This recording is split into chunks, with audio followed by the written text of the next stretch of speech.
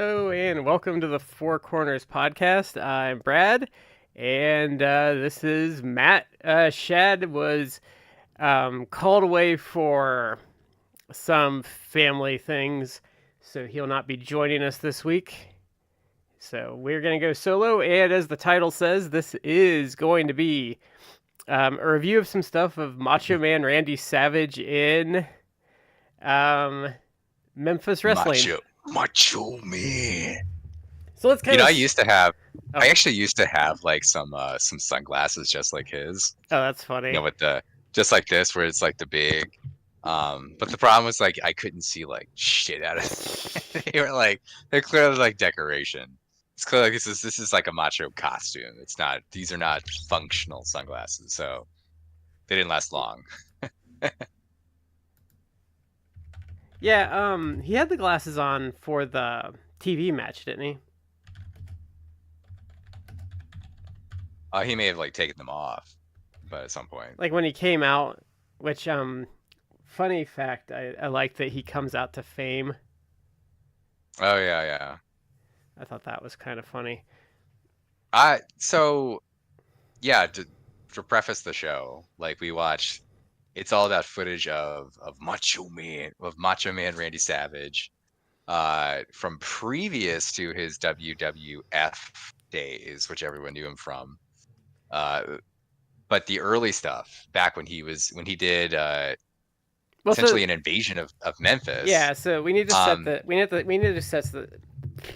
set the stage for this. So, the general idea here is Memphis Wrestling split off from the Goulas, I think it was Goulas territory in the 70s. So they took East Tennessee, and then the Goulas kept West Tennessee. And so what happened eventually is the Poffos ran an outlaw promotion, which is ICW, for, I don't know, 7 years, maybe 7 years. So that started promotion wars. That's where the famous Randy Savage pistol whipping Bill Dundee came from. And some ICW's out there, and it's interesting, but there's really not a lot of talent level there. If you've watched a lot of 80s TV, Doug Vines and Jeff Sword kind of get a push there as a team, if you remember those jobbers from the JCP days. I don't. And so what happens is they closed in 83, I think.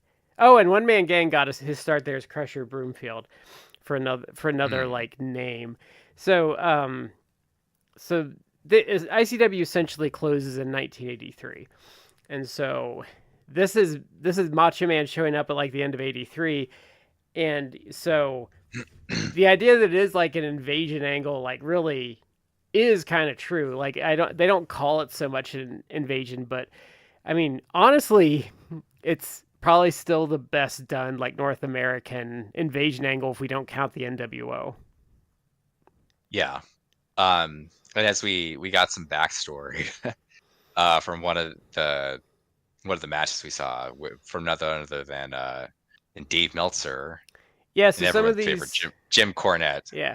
So some of these, a lot of these are off of the Wrestling Gold DVD set, which Cornette actually sells. And so you can get the original commentary, but then there's alternate commentary, which if you get it, I highly recommend because you learn a lot. It's Dave Meltzer and Jim Cornette doing commentary, but they're giving you background. They're talking about this and that, because the cage match we watched has that, and it's very informative. Yeah, it is very informative because I was excited to watch this footage and everything because I had heard about Savage prior to his WWF days, with the promotion that he did with his dad, but I had seen none of it. I've seen absolutely nothing of Randy Savage prior to him going to the WWF. So I was excited to actually see footage of stuff that he was, how he was before. I would say I've seen a lot of this before, but so my takeaway from this watch was, wow, Randy Savage in WWE and after that is kind of watered down. He's watered down. I'm not going to say washed because that's not No, he's still accurate. a good But worker, but he's like he's a good unhinged. worker. He's actually, I would actually argue like he's not credited enough for how good of a worker he is, and not that people like dog him, but he was actually like a much better. He deserves to be in the conversation because I I think understand that. I think Go bloating ahead. up with roids like really did hurt him because like if you watch him here, especially when he's tagging with Lanny, like Mm. he's smaller than Lanny in some of He's these. smaller than Lanny. Like I was stunned by that. I'm like Lanny Poffo was actually like a little bigger than his brother Randy. I agree. I agree with you about that. It definitely slowed him down. I think one too many times doing like a turn, the big, double axe handle off Oh, the that's ropes, yeah, because messed up his ankles. I that think comes up a lot, but man, he even did a double axe handle on this. He did a double axe handle off of a cage and landed on his yes, and like it's like I see why that went away like as he got older. But like even like yes. I think it went away because I think even way back, I think as far as as late as like the NWO days, or maybe it was like mid '90s when he was at WCW. Like he did a double axe handle in the WCW. I forget the match it was. I think that it was like a cage match, and he oh, was did it it. Piper and Hogan? I think it might have been, and I think he like majorly messed up his ankle, and I don't think like after that he was kind of the same. And I think I probably, if you went timeline wise, I'd have to look at the timeline. It would have After that been may have late been '97. okay. That probably, I think he was out for a bit, and that would He probably coincide I when think he he like makes it into significantly like bulked up. he makes it into like '98 because he wins the title for a bit, and then he's like in Mm, the initial Wolfpack but gets injured like right away, and then he comes back in '99 like extra gassed up with like Gorgeous George and stuff, and that's yeah, where he's really not like the same guy anymore. yeah. But for much of his career that people are aware of, he was smaller, although that's relative because I feel like in the late '80s into early '90s when he was with WWF before it was WWE, I felt he was billed as like two in like the 230s. And that maybe that was a kayfabe number, but he was clearly like a big guy.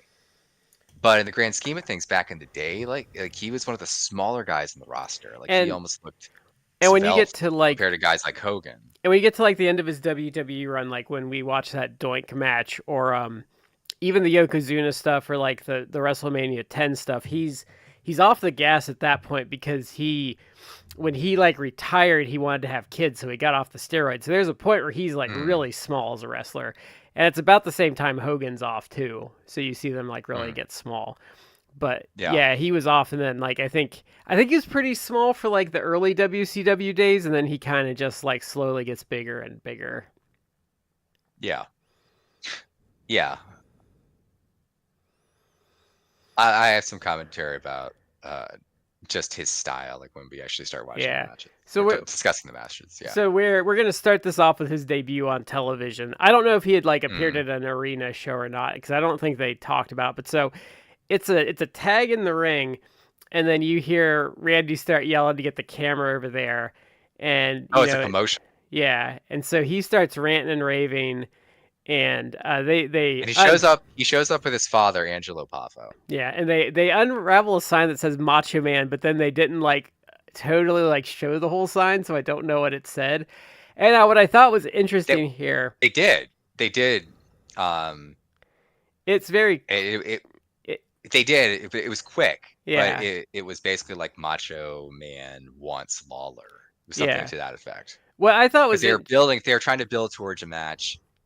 The reason he's invading is that he is furious about Lawler and wants Lawler. He wants his head.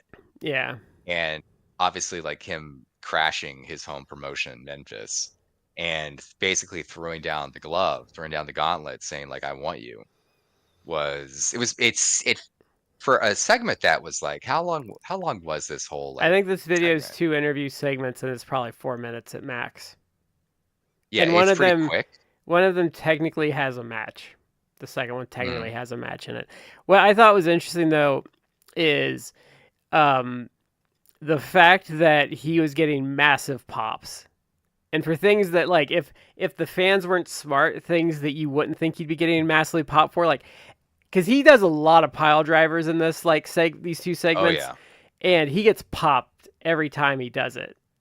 Like he gets a pop. So let me ask you about that because you're a better historian, certainly about the older stuff than I am, because I just haven't seen a lot of it.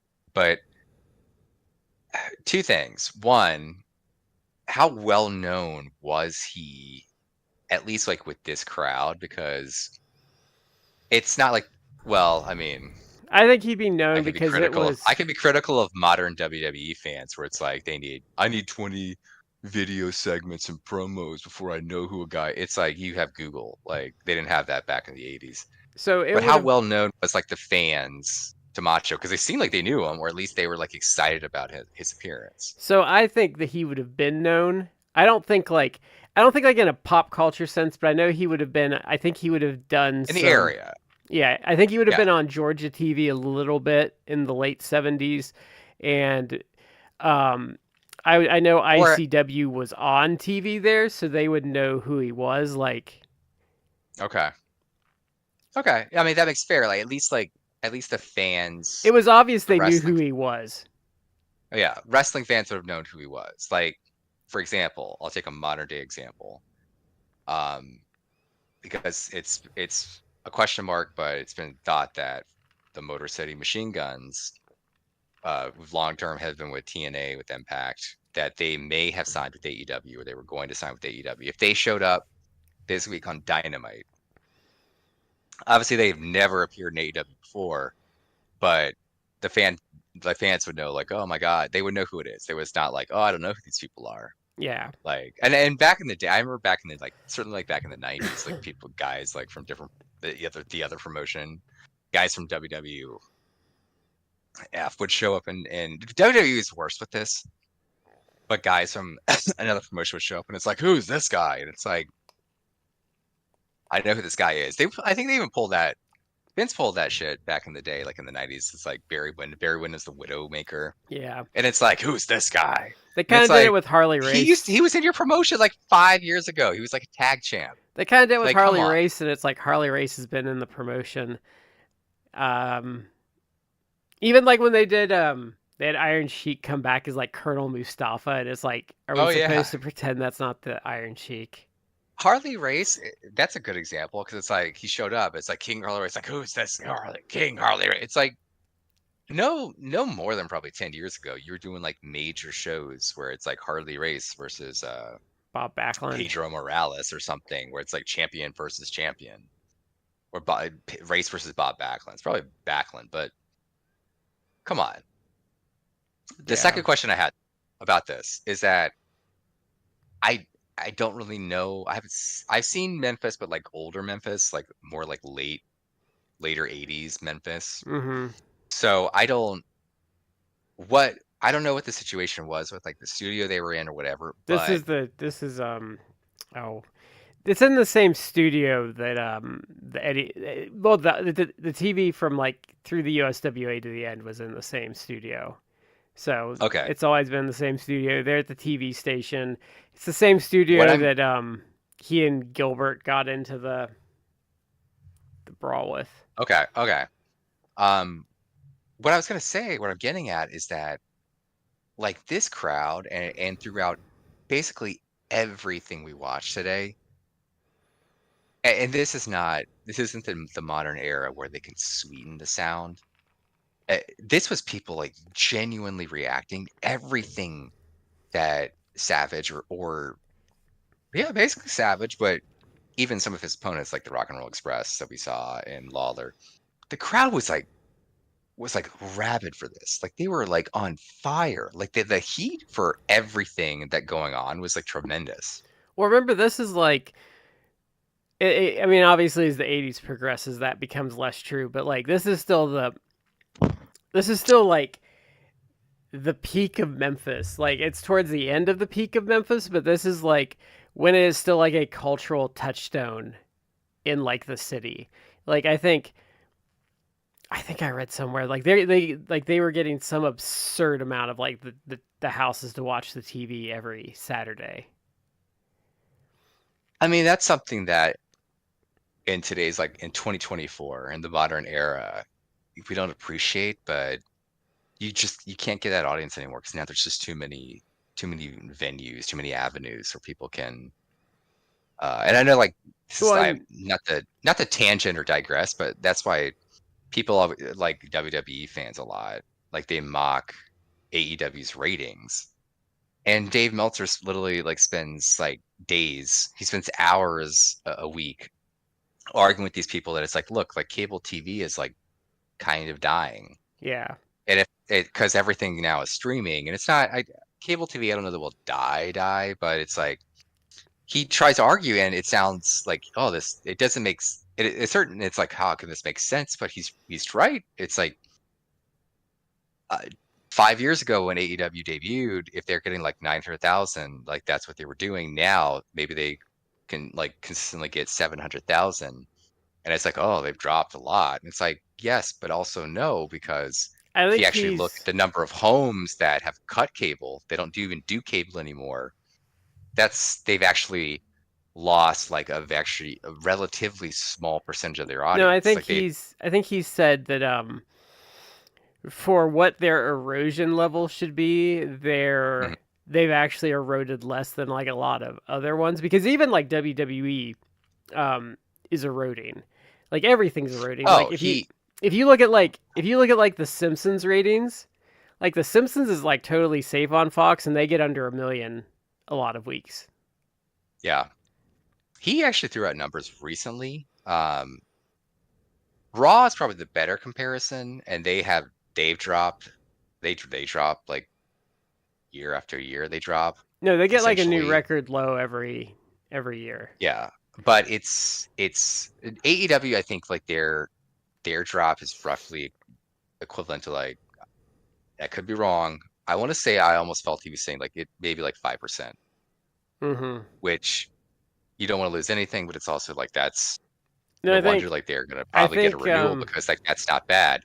yeah. Uh, Raw is bigger. I felt like it was like No, Raw. So 15% or more. when he talked about it, SmackDown, when he talked about it, SmackDown from when they yeah, SmackDown from when they signed the deal to now, it's like it's at least like a 25% or more drop.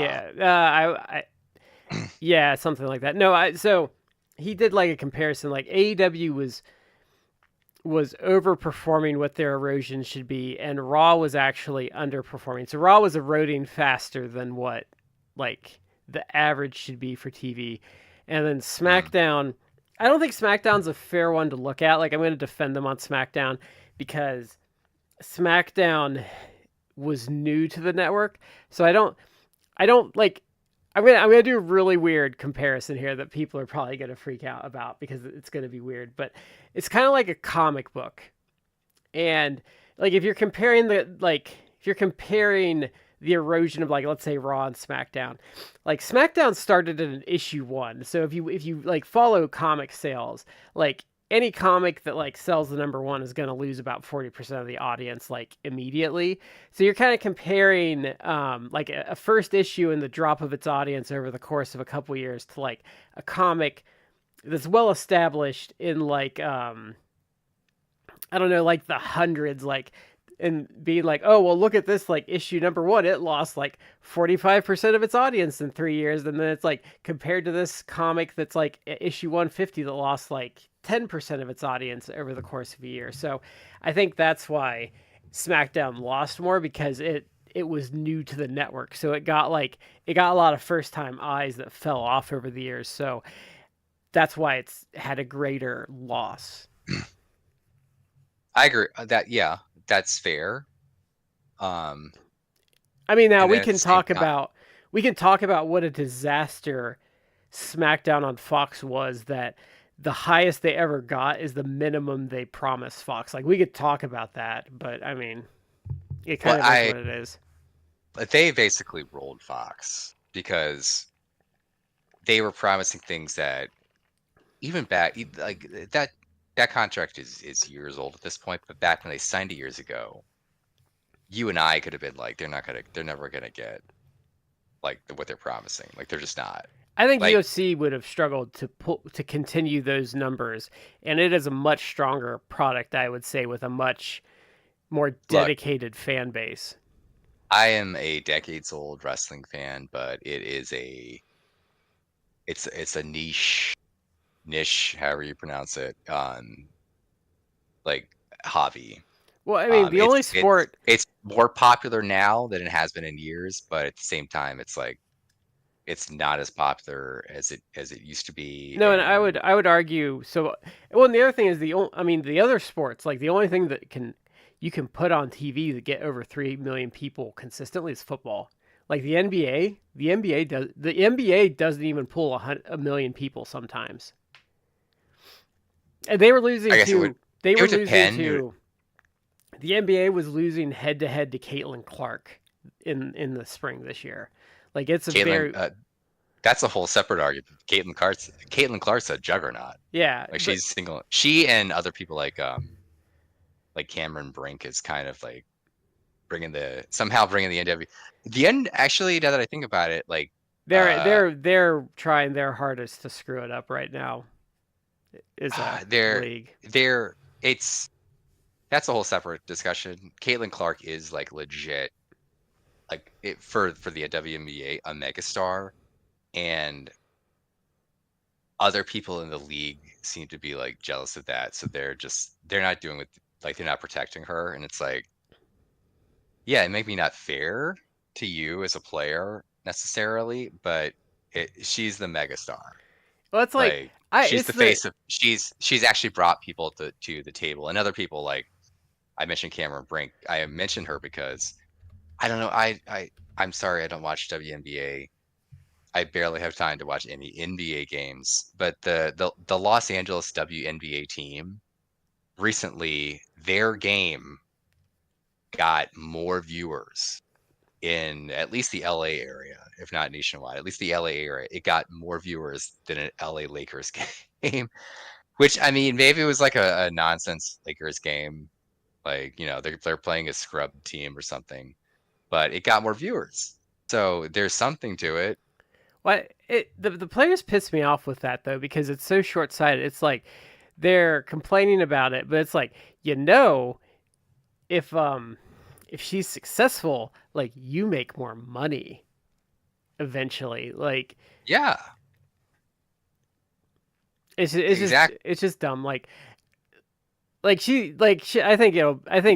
I think they'll get with the program eventually, but like there's really a toxic mentality to it that I really don't like, and I think race is playing a little too much into it, unfortunately, because everything has to now. I think it does, which is unfortunate. My thing is like if you're in a struggling league and like you aren't making great money for what you're doing and you want to make more money, like you can't look a gift horse in the mouth. Like if a star comes along, like you need to get on that train because that's your way to like turning the league around, making more money. Like that would be like being in the WWF in 1984 and poo-pooing like Hulk Hogan like all over the place. Like that's like yeah, it's dumb and it's short-sighted. And I mean, I think she'll figure it out. Like and she's done okay so far. But like mm, they just and the league's doing better. The league is starting to take like the really bad fouls on her more seriously. So yeah. um but she's got to do what like Joker did, where some guy like challenged him and like dove at his knee in a game, and then he turned his back on Joker, and he pretty much just clotheslined him in the back of the head. And then no Yeah. one did that to him anymore. Like she's gonna have to start. She's gonna have Oh, to. doing prison mentality. It's like, Yeah, no, because I mean when Joker did that, like they were doing the TNT thing, and Shaq and Barkley like, don't turn your back. Like if you did that to me, like yeah, don't turn your back to me. mm, But like yeah, she's just gonna have to do that. Like you have to teach people that if they're going to do those things to you, that they're going to price, and you're going to.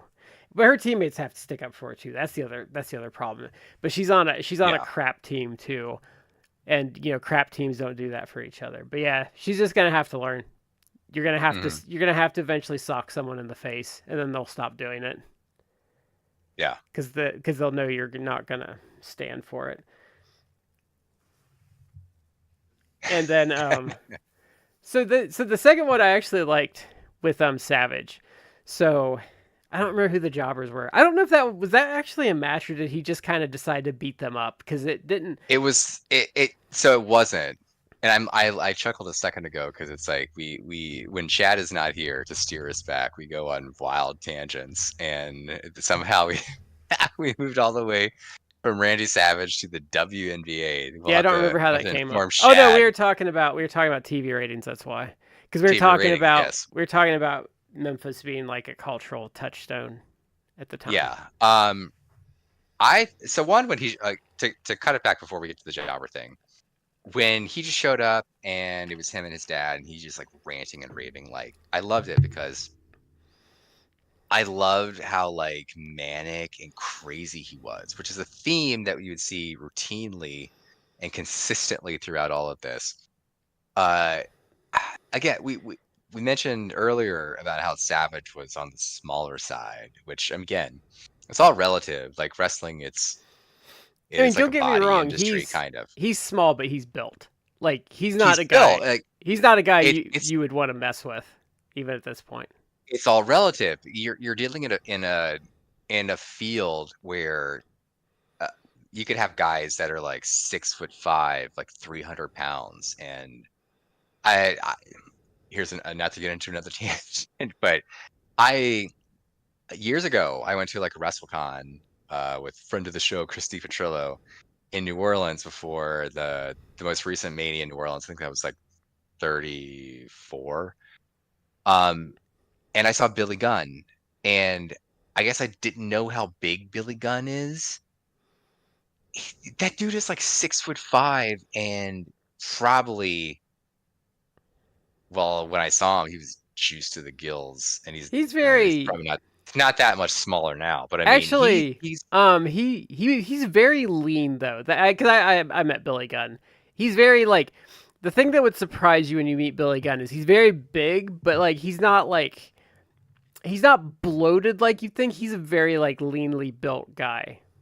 he doesn't have like the steroid gut that guys like EC3 has, but he's a big dude. He's like 6'5". If in I don't know how much he weighs, but if you told me he was probably in the 250 to 300 range, I'd be like, yeah, that sounds about right. So He's Savage is a guy Billy Gunn's a who lot was nicer than you'd think too. He's because if you bring up a toy, like he's very interested in like the action figures and stuff. But I because when I did the thing, I bought like a package thing. So him and the gun club were there, and they're very friendly about everything. the Gun Club is like has really developed because when they started, I was like, Billy Gunn's kids, but they have absolutely developed into an entertaining act with Bullet Club Gold or the Bang Bang Gang, whatever they're I like supposed the to be now. Bang Bang But Gang better. yeah. Um, but Savage was a guy who, again, all relative, like compared to Billy Gunn, he's smaller compared to like me, who's like 6 foot tall, like 170 to 180, depending upon my weight. Like I would be probably a small guy compared to him because he's probably like my height or a little high, like taller, and maybe a little bit more, but definitely like way more built than I am. So it's all relative. But the thing about Savage that always worked for him, even when he was smaller versus when he was like in the later stage of his career and obviously more like juiced, is that and kind of like this little kind of like Piper too, but Savage I felt it was more overt. He had this like just crazed aspect to him that I felt always served him well because it's like I have no idea. It's like dealing with like like a crackhead or a schizophrenic. Well, It's like I have no idea what this person's gonna do I was at gonna any say given the point. difference is so I think when you get with like the Piper intensity, like Piper feels like purely cocaine fueled, like manic energy, and Savage Mm. just feels like he's legitimately insane. He seems insane. He Because like seems that they're at in, any given point, you're going to say the wrong thing to him, and he's going to just like, "What'd you say to me?" And then just like start wailing on you. He seems absolutely insane. But that makes him dangerous. That's a thing that, again, for a smaller wrestler, which again is relative, like a smaller wrestler is like a guy who's probably like 6'2", 220. Like he seems like he would just like haul off and just start beating the hell out of you. yeah. And that's what he did to these poor jobbers. Like Well, in the second part of this what opening promo, what I I don't love think is to answer. what I love is God, Angela. So he's just beating these guys up, and I think he pile drives oh, one of them. And what I love though is he beats Angelo, the shit out of them. He and beats the shit out of them. and I love it And because to answer, Angelo Poffo's on commentary, and Savage is just beating these poor guys, and Angelo's just like, "Isn't that terrific? That's my son." Like the whole time, like, "Oh, he's just terrific," and I'm like, "Oh, that's a proud papa that his son's just like murdering two poor schlubs." hmm, And then he like beats them up, and he gets out of the ring, and he starts beating himself in the head with a chair. yes, it's he comes off as absolutely unhinged. He like beats the hell out of these two jobbers. Which to answer a question from like a few minutes ago, it's like was it, I think it was supposed to be a match, but he just like goes in there, beats the hell out of these two guys. Pile drives one of them, and then he's just like ranting and raving and taking a chair and just like headbutting it. He just comes off as completely unhinged, and there's like a real element of danger. Obviously, like it's gimmick, it's kayfabe, but I felt it was really effective. It's like I want to. This guy wants Lawler. He's like calling for Lawler's blood, and he's just like beating the hell out of him himself with a chair. He's headbutting a chair. He's beating up some poor schmucks in the ring. Yeah, He's going crazy. and we'll get Sold to it. Sold it. and If this you is knew nothing about Randy Savage, nothing at all, like watching this, you'd be like, "Oh my god, this guy is fucking and crazy." this is not the first. This is not the last time he's going to beat himself with a chair tonight. So, No, um, so it's not. so this now there's some stuff. There's uh someone who's in the chat, Frank Wayne Scott, who follows the channel. He comments sometimes, but he mentioned there's an Austin Idol match which we don't have on the itinerary for tonight, so we might have to do a Mm. second episode to get into some of the like the loser leaves town match and more of the Rude and Bundy stuff. But he also Oh my, mentions that yeah. There's Savage some has stuff on copied here. Pampero Firpo and kind of refined his gimmick. Who I think Pampero worked Detroit a lot. So, old sponsor of ours, Collar and Elbow, did a back in the day. They did a Pampero Firpo shirt, which I own. But I've not really seen a lot of Pampero Firpo because that's old. I don't even know how much footage exists It's of I've him. seen a couple. I don't know. I'd have to He, really dig into that because he's in that realm of guys I've seen a little bit of, and I'm intrigued by. Like he's in that Pepper Gomez, like Ray Stevens category where it's touchy I've what there is. yeah, he's like way back. Like when was his heyday? Like 60s, Furpo? maybe 60s, 70s. Like I No, don't I know think that he there's was. like a I think Furpo would have been like late 50s through the 60s, and I think he would have wow. been winding down in the 70s. Frank, do you Yeah, know what I his don't know heyday how much was? footage. I've heard like positive things. He's an interesting guy because I think he was actually like ethnically, I think like Middle Eastern, but he was raised and grew up in Chile. He was Chilean, That might make sense. Yeah. and he almost had like a proto, or probably he was. I mean, you could say he was like the originator, but I think he kind of had like a Bruiser Brody or like original Sheik type of thing where he was just like the wild man. Well, I mean, Sheik would have So been. He would if he was in Detroit. He probably would have feuded with Sheik. Like I had a program from Detroit with him on it. So like, Sheik, I would say like Mad Dog Fashawn had that like wild man thing because we watched. Oh, what that was like the early 60s. Watch that like Kaleidoscope TV match with like Mad Dog Vachon beating up some jobber. Hmm. Because I was like, oh yeah, like he wrestles like a guy named Mad Dog Vachon. Yeah. So then we're going to go to the next match. So he says 50s, 60s, 70s, and wrestled in Detroit and Indy for Pampero. So it would have been Detroit, and then it would have been like probably Dick the Bruiser's WWA. Mm. So then, so the first match we're gonna do, and like I kind of just randomly picked. Like I said, there's some stuff we missed, so I don't know if there were. This is probably a rematch to some like DQ match. So this is Randy Savage and Jerry Lawler in a cage, and this one is off In the a wrestling. cage. Yeah, so this is off the Wrestling Cage. Gold set, and it has I, Meltzer and Cornette doing commentary. Now, I liked what they did with the cage. I thought what they did with the cage was really smart because they gave so them a little space between the apron and the cage so Savage could do stuff.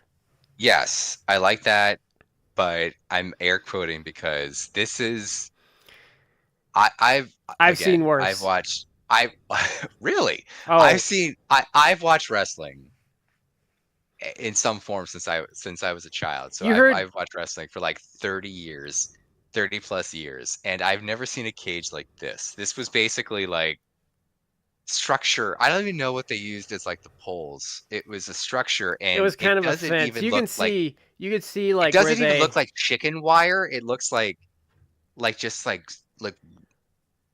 wire fence that they it was strung like over this. Not wood. even like chain link. It was like wood with like a wire It fence in was it, wood, right? and then you could It wasn't even see like metal. It was like wood and guys, if you you could need to see watch where this, you could see where it's like like the it's wire that's like it this, looks like chain link, but but it's not. But you could see it's not you could chain see link. where the wood came together. They had like metal brackets, like well, not even brackets. They were kind of like those like rings like kind of those metal rings you put to keep like things together. It was those. But no, I've seen worse in the 80s. Like I've seen like and Cornette talked about it on the thing that like they did some Louisville match and they just rolled chicken wire around the ring.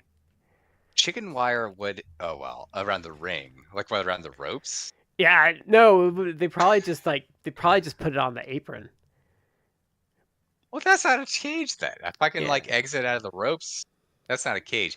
If they're like you're just wrapping chicken wire like around the posts and the ropes, like that'd be pretty that'd be pretty broke. Yeah, so my biggest Point is complaint like this is not a cage that they were like throwing each other into where the cage is like part of the whole. It's a cage match, so that's the gimmick, but there's a they're not little bit of using that, it. but like Not a it lot like though. It's not like the bends. focus. But my biggest complaint about this match is that it's clipped.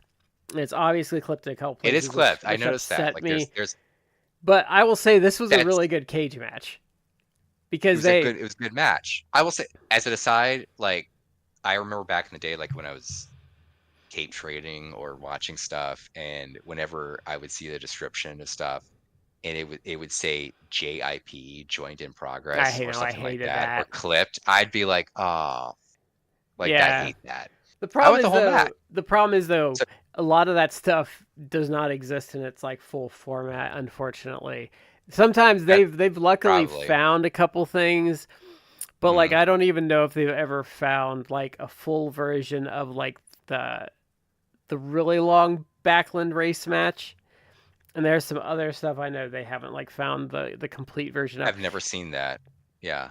Now, what's interesting though is I've shouted them out before, but like the Chicago Film Archive on YouTube has complete stuff from the 50s, and like I think there's a couple of like infamous things they released, like the full version of like the hour-long Luthez Vergania match, which Mm. is on the list to do on the show eventually. Just FYI to anyone listening to that, we are going to do some of that 50s stuff eventually, but yeah, it's just kind of part of the game because the thing that people don't realize is, especially in this era, um, a lot of these promotions did not keep the tapes. Like they taped over them, they reused them. Like famously, a lot of the Mid Atlantic that we have from the 70s is because they were literally throwing them away, and Jim Cornette took them out of the trash. Infamously, they're called the Jim Cornette garbage tapes, Hmm. and that's literally what they are. They're old tapes. Like that's the one where we watched like Wahoo like with his busted foot talking about Greg Valentine like in his house.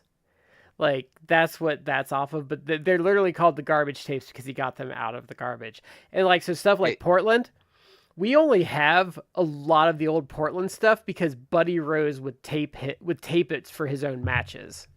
I was gonna say that like uh the Portland stuff, don't we have it because of Buddy Rose? Mm-hmm. Yeah, I think I'd heard that. Um, And but Memphis, like I haven't seen it that either. Like there's a million wrestling promotions from antiquity essentially that I have not seen enough of, but it has some good stuff. Like and a lot of Buddy Rose, stuff. people probably only remember Buddy Rose from like his role as a jobber essentially like in the Yeah, 80s in WWF, but maybe his he AWA team with like Doug Summers. yeah, but he had a great career before that. So Really, why so much wrestling from like, I mean, why you suddenly see wrestling available in like '79 and like these promotions like start getting stuff that you can watch is because wrestling fans love their technology, and a lot of wrestling fans were early adopters of VCRs. That's why we have so much because of people like Meltzer, like Cornette, those guys getting VCRs and taping it and trading it with each other. That's why so much of the stuff is still there.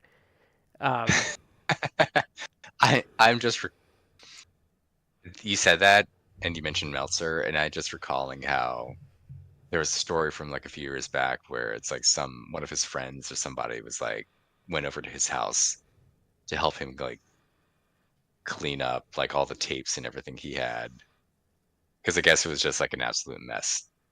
There's a viral photo out there of Meltzer like in his like office, which was it like he has like a shed, doesn't he? That's just full of this he stuff. has a shed. Yeah, he has a shed. But the viral picture for this is from years ago, but a viral picture of Meltzer and he's like just working at a TV in like his office. It's just like it's practically like a rat's nest of paper. There's just paper everywhere. But apparently it's all been cleaned up. I'm surprised he still has, because he still has tapes. Like I'm shocked with that because like I'm just saying like I didn't even have near what he had, but like when I got my first DVD recorder in like 2006 or something, like my VHS collection was gone in like 2 years because it was all on uh DVD.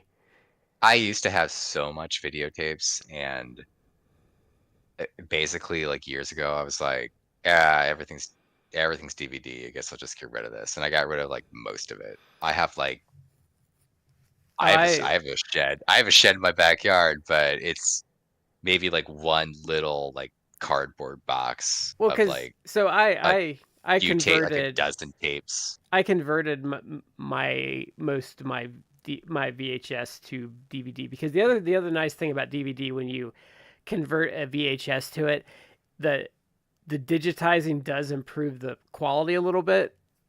But like Mm, if it's total garbage, it's not going to do much. But like if it's kind of like in pretty decent shape, like the DVD conversion cleans it up decently if you're taping it over to recording it over to like the 2 hour thing on the disc. But yeah, so mm. and like DVDs are dirt cheap. Like you get like, I mean, I have a giant spool down here with 100 discs, and I think that maybe cost me $20 at most. And they're the good kind. Yeah. I can't see what they are, but they're the good kind. So what this also I don't know how he did it because this is a jank ass cage. Like let's just be honest, this is a jank ass cage. But Bad somehow cage. But but somehow Randy Savage stood on it long enough to do a double axe handle off the top. this was a good match. I like the match. And they keep a bit like Um, they keep a good pace. Like they don't. There's not a lot of laying around. There's a lot of punching, a lot of like kind of oh no. Yeah, there was not like now we're gonna have like the 2 minute rest period. There wasn't. no. It was clipped, so I if I guess in theory, like that could have been clipped out. And But Savage took some big bumps because he did kind of that like I'm gonna like fly with my legs up and like back bump and stuff, and he took a couple of headers into the cage too. mm, But it was so. What I did think was funny though is Cornette and Meltzer are talking about how you did cages so people don't run in and people run in all the time, and then mm. I don't know how he didn't die, but Joe LeDuc takes like ring steps and climbs over that cage. I don't know how he did it. So, but okay, before we get that, just about the match itself, I liked it. I actually thought it was good. I love the character work that was involved because to me, I really got the vibe and the impression and the narrative that here you have Jerry Lawler, like the hometown hero essentially, like the Memphis Star, and Savage as just like this absolutely like violent, crazed invader who just was, again, he had this manic, violent energy, and he would just keep giving it to Lawler. I actually liked and appreciated the commentary of Melt Cornette, and I do air quotes for commentary because people shouldn't think they're doing color commentary play by play, where it's like Meltzer's like, oh, and Savage with a double axe handle off the top. No, they basically were just effectively giving you like a history lesson for like 10 minutes about Memphis and about the storyline and about Lawler back in the day and Savage and the promotion he and his father did. It was super insightful. Like I loved it. Like it's like I don't know this. I don't know the backstory for this. This is actually super informative and helpful to me. ICW, there's some ICW, not a ton, but it's crazy. Like you will see weird stuff on there. Like I think I've shown you the clip before where like they have like Pistol Pez Watley tied up in a closet with like a bra on. In some is it no it like it's that I seems often odd. I often I often I often compare like ICW is like if you let Ed Wood book a wrestling promotion. A lot of Yes, transvestism. and yes, what like I like to one wear of women's clothing. which I will say though, people that say oh I can't think of the name of the movie now. His payment like the And Knife from Outer yeah, Space. Plan 9 from Outer Space. People that call that the worst movie they've ever seen, it is not the worst movie you've ever seen because it's Not legitimately remotely. entertaining. Like if you want to Not see remotely. something bad, look at like Manage the Hands of Fate or something. Like there are movies with like no intrinsic entertainment value whatsoever, and Plan 9 I is have mentioned. legitimately entertaining. And I will say this, there is a certain self-awareness to like Ed Wood movies. Mhm. Like and there's like a earnestness too. Like it's but I'll say like people that call that the worst movie ever, it's like no, it's not. It's not that bad. I have this is again another tangent, but I think I've even mentioned this on the show in one of our mini episodes, but the movie The Spirit, which is Oh, that's like late 2000. 2000s, It's like between 20 2008 and 2010, I think. I remember seeing the trailer before oh, with Samuel L. Jackson, Gabriel yeah. Mock, And they're doing it in that like they were doing it another. in that Frank Miller like Sin City like style. Yeah, it's bad. That's bad. Did Frank did Frank Miller direct that? No, Somebody they were doing it. They notable. were trying to like they were trying to invoke that like Sin City style, like that was kind of in vogue at the They time. were um 2008. Uh so I maintain that that's maybe the worst movie ever made. It's certainly probably the worst movie I've ever seen. And it's like, no, you can't be right. It's bad. I would And argue. I became slightly obsessed with that movie when it came out, just because it got released in theaters. And it's like the guys, got released in theaters. Like the levels of quality checks that it had to have gone through, that people like gave a thumbs up. It's like, okay, yes, we'll release this in theaters. And it's like nowadays you have movies part of like the DC cinematic universe, movies that they have like absolutely completely filmed and edited, like we can release that. And Warner Brothers is like, we don't have the money to release that, so let's just scrap the film. They're not even like, let's just release it to one of our platforms that we own, like Max, HBO Max. They're Hmm. just like, well, screw it, we'll shelve it. I would argue.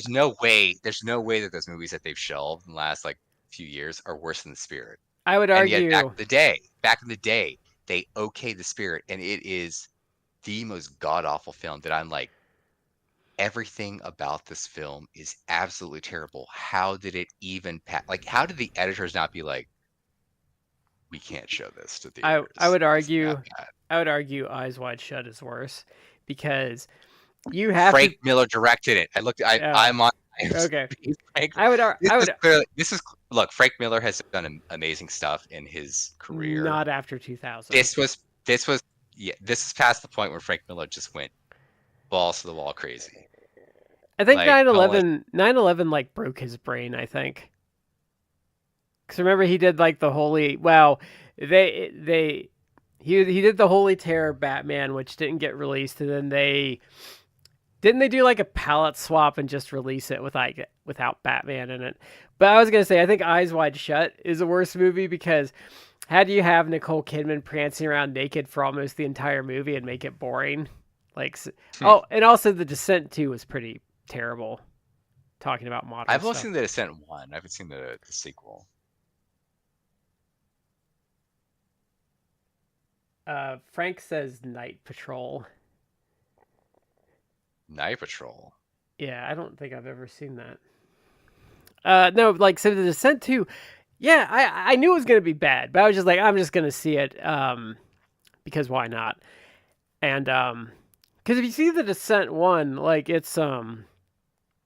The Descent 1's actually a good horror movie. no, Descent 1, like I saw it last year for the first time, and you know it's a good movie when I'm 3/4 of the way through and I'm buying the Blu-ray on Amazon.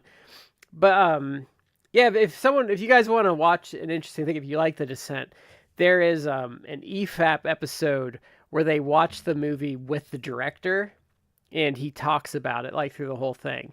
So it's a nice little like hour 40, and they have like the director on to talk about the movie and stuff.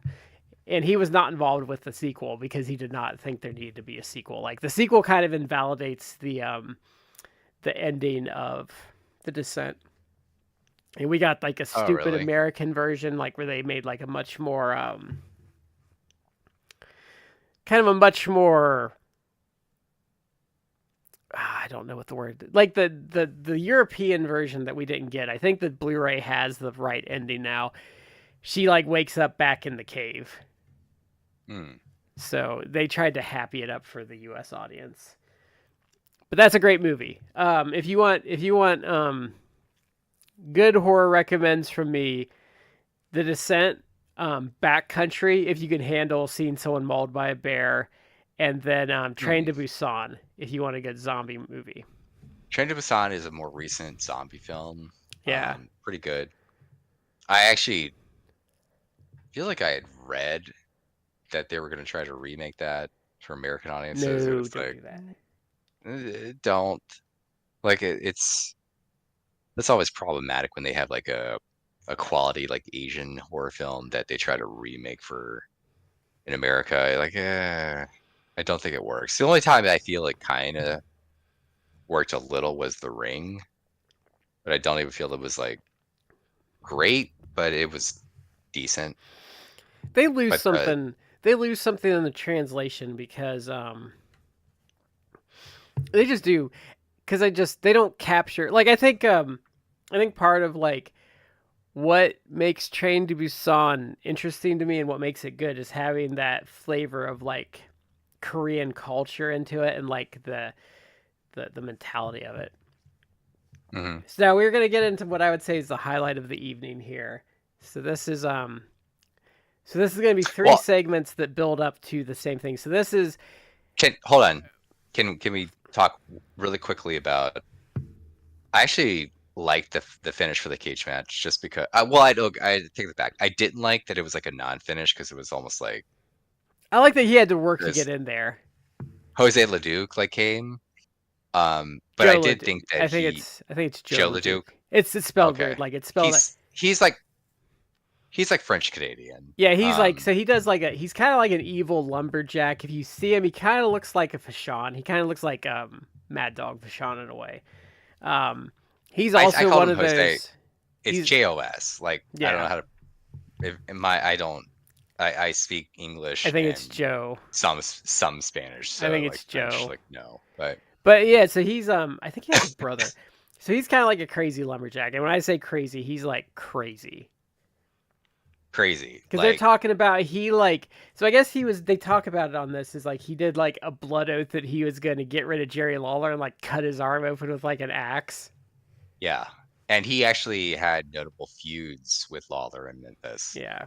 I was just amused because Cornette on the commentary did like a whole story about how like if I had Joe LeDuc in his like in his prime, like if I was booking him, like I basically like you're licensed to print money, like he makes so much money, and it's like, dude, you booked like Ring of Honor back in the day, like Ring of Honor's prime, and you like ran into the ground. Well, no, So I'm I don't want to hear it. I'm gonna be fair to him. He did run it into the ground, but it was well past its sell by date when he took over because he took over in like late 2010, and I mean anyone that watched Ring of Honor knows like the peak of it was like 2006, and like by the time they'd gotten to 2009, it was starting like especially like when they put the belt on Seth Rollins, like they were going way down. But yeah, Well, like by the 2007, 2008 was kind of like, I would say it crashing to the ground. And by 2010, it was like smoldering wreckage. by 2020 is when you started seeing people like basically just getting peeled off by WWE. They did Wasn't a quite as bad bad as job. they got, but Like I know people like Gabe, but Gabe is not like a good booker. And he's not like, he can only no. take you to a certain point, and like there were like a lot of there were a lot of like self-inflicted wounds, like jobbing Nigel McGuinness like one too many times, and then they did the same thing with Seth Rollins, who I think would have failed anyway. But like that was kind of like their problem all the time. But yeah, Yeah. I don't. He didn't do a good job when they got on TV though.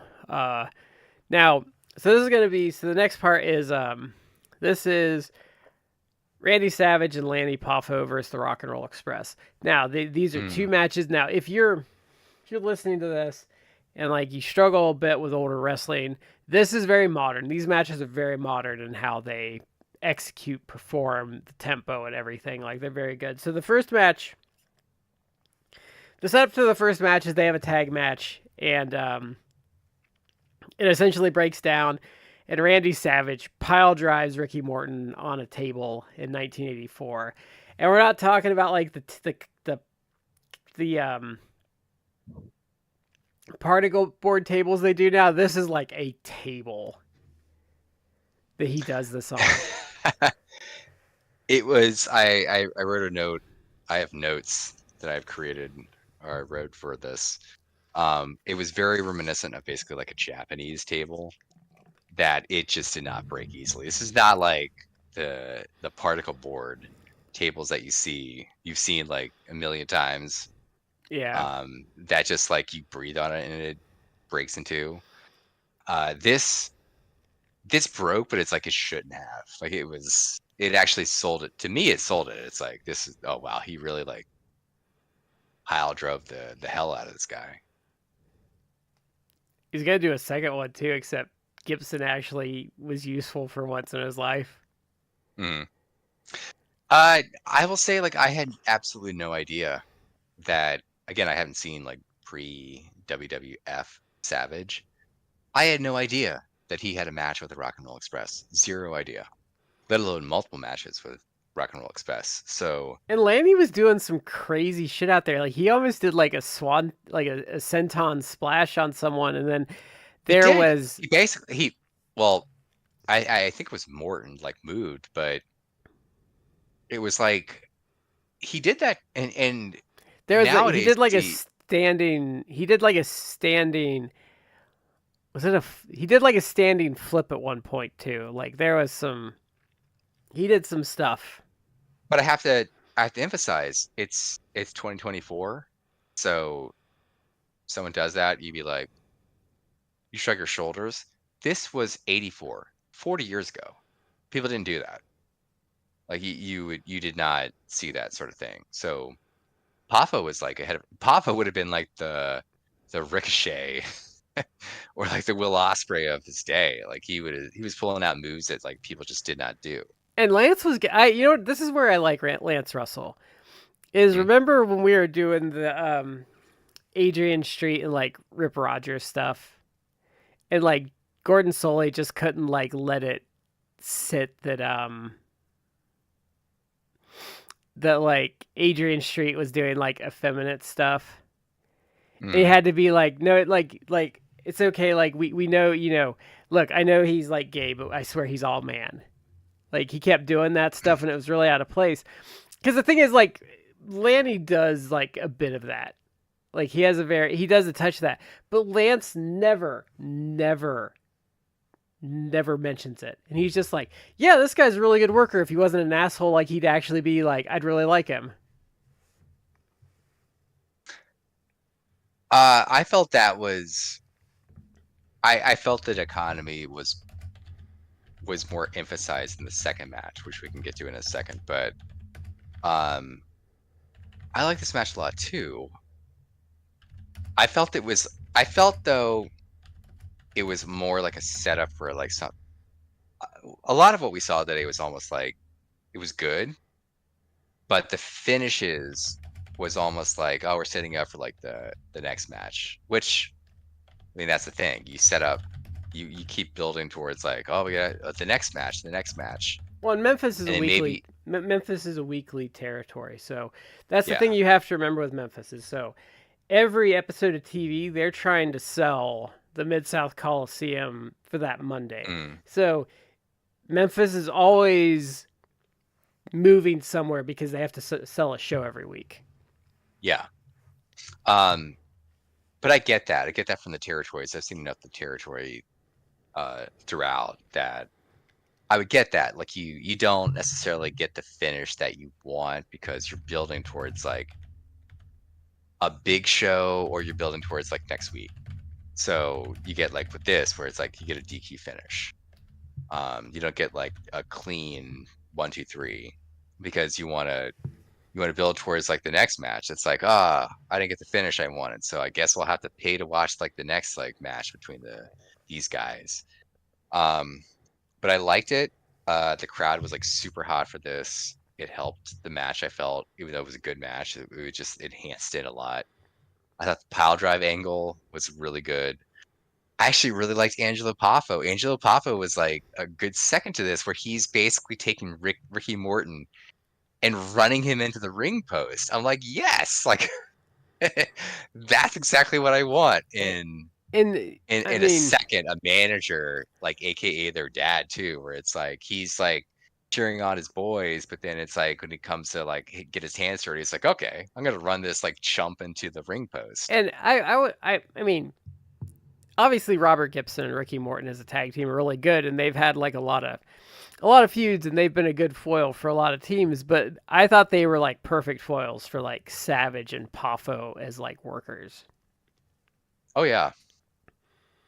Hmm. So that's like the Again, angle. So he pile drives them, and they come back. I think it's like 2 weeks. They come back. There are no, yeah, it was 2 weeks because I think this was like June 23rd, and the rematch is like July 7th.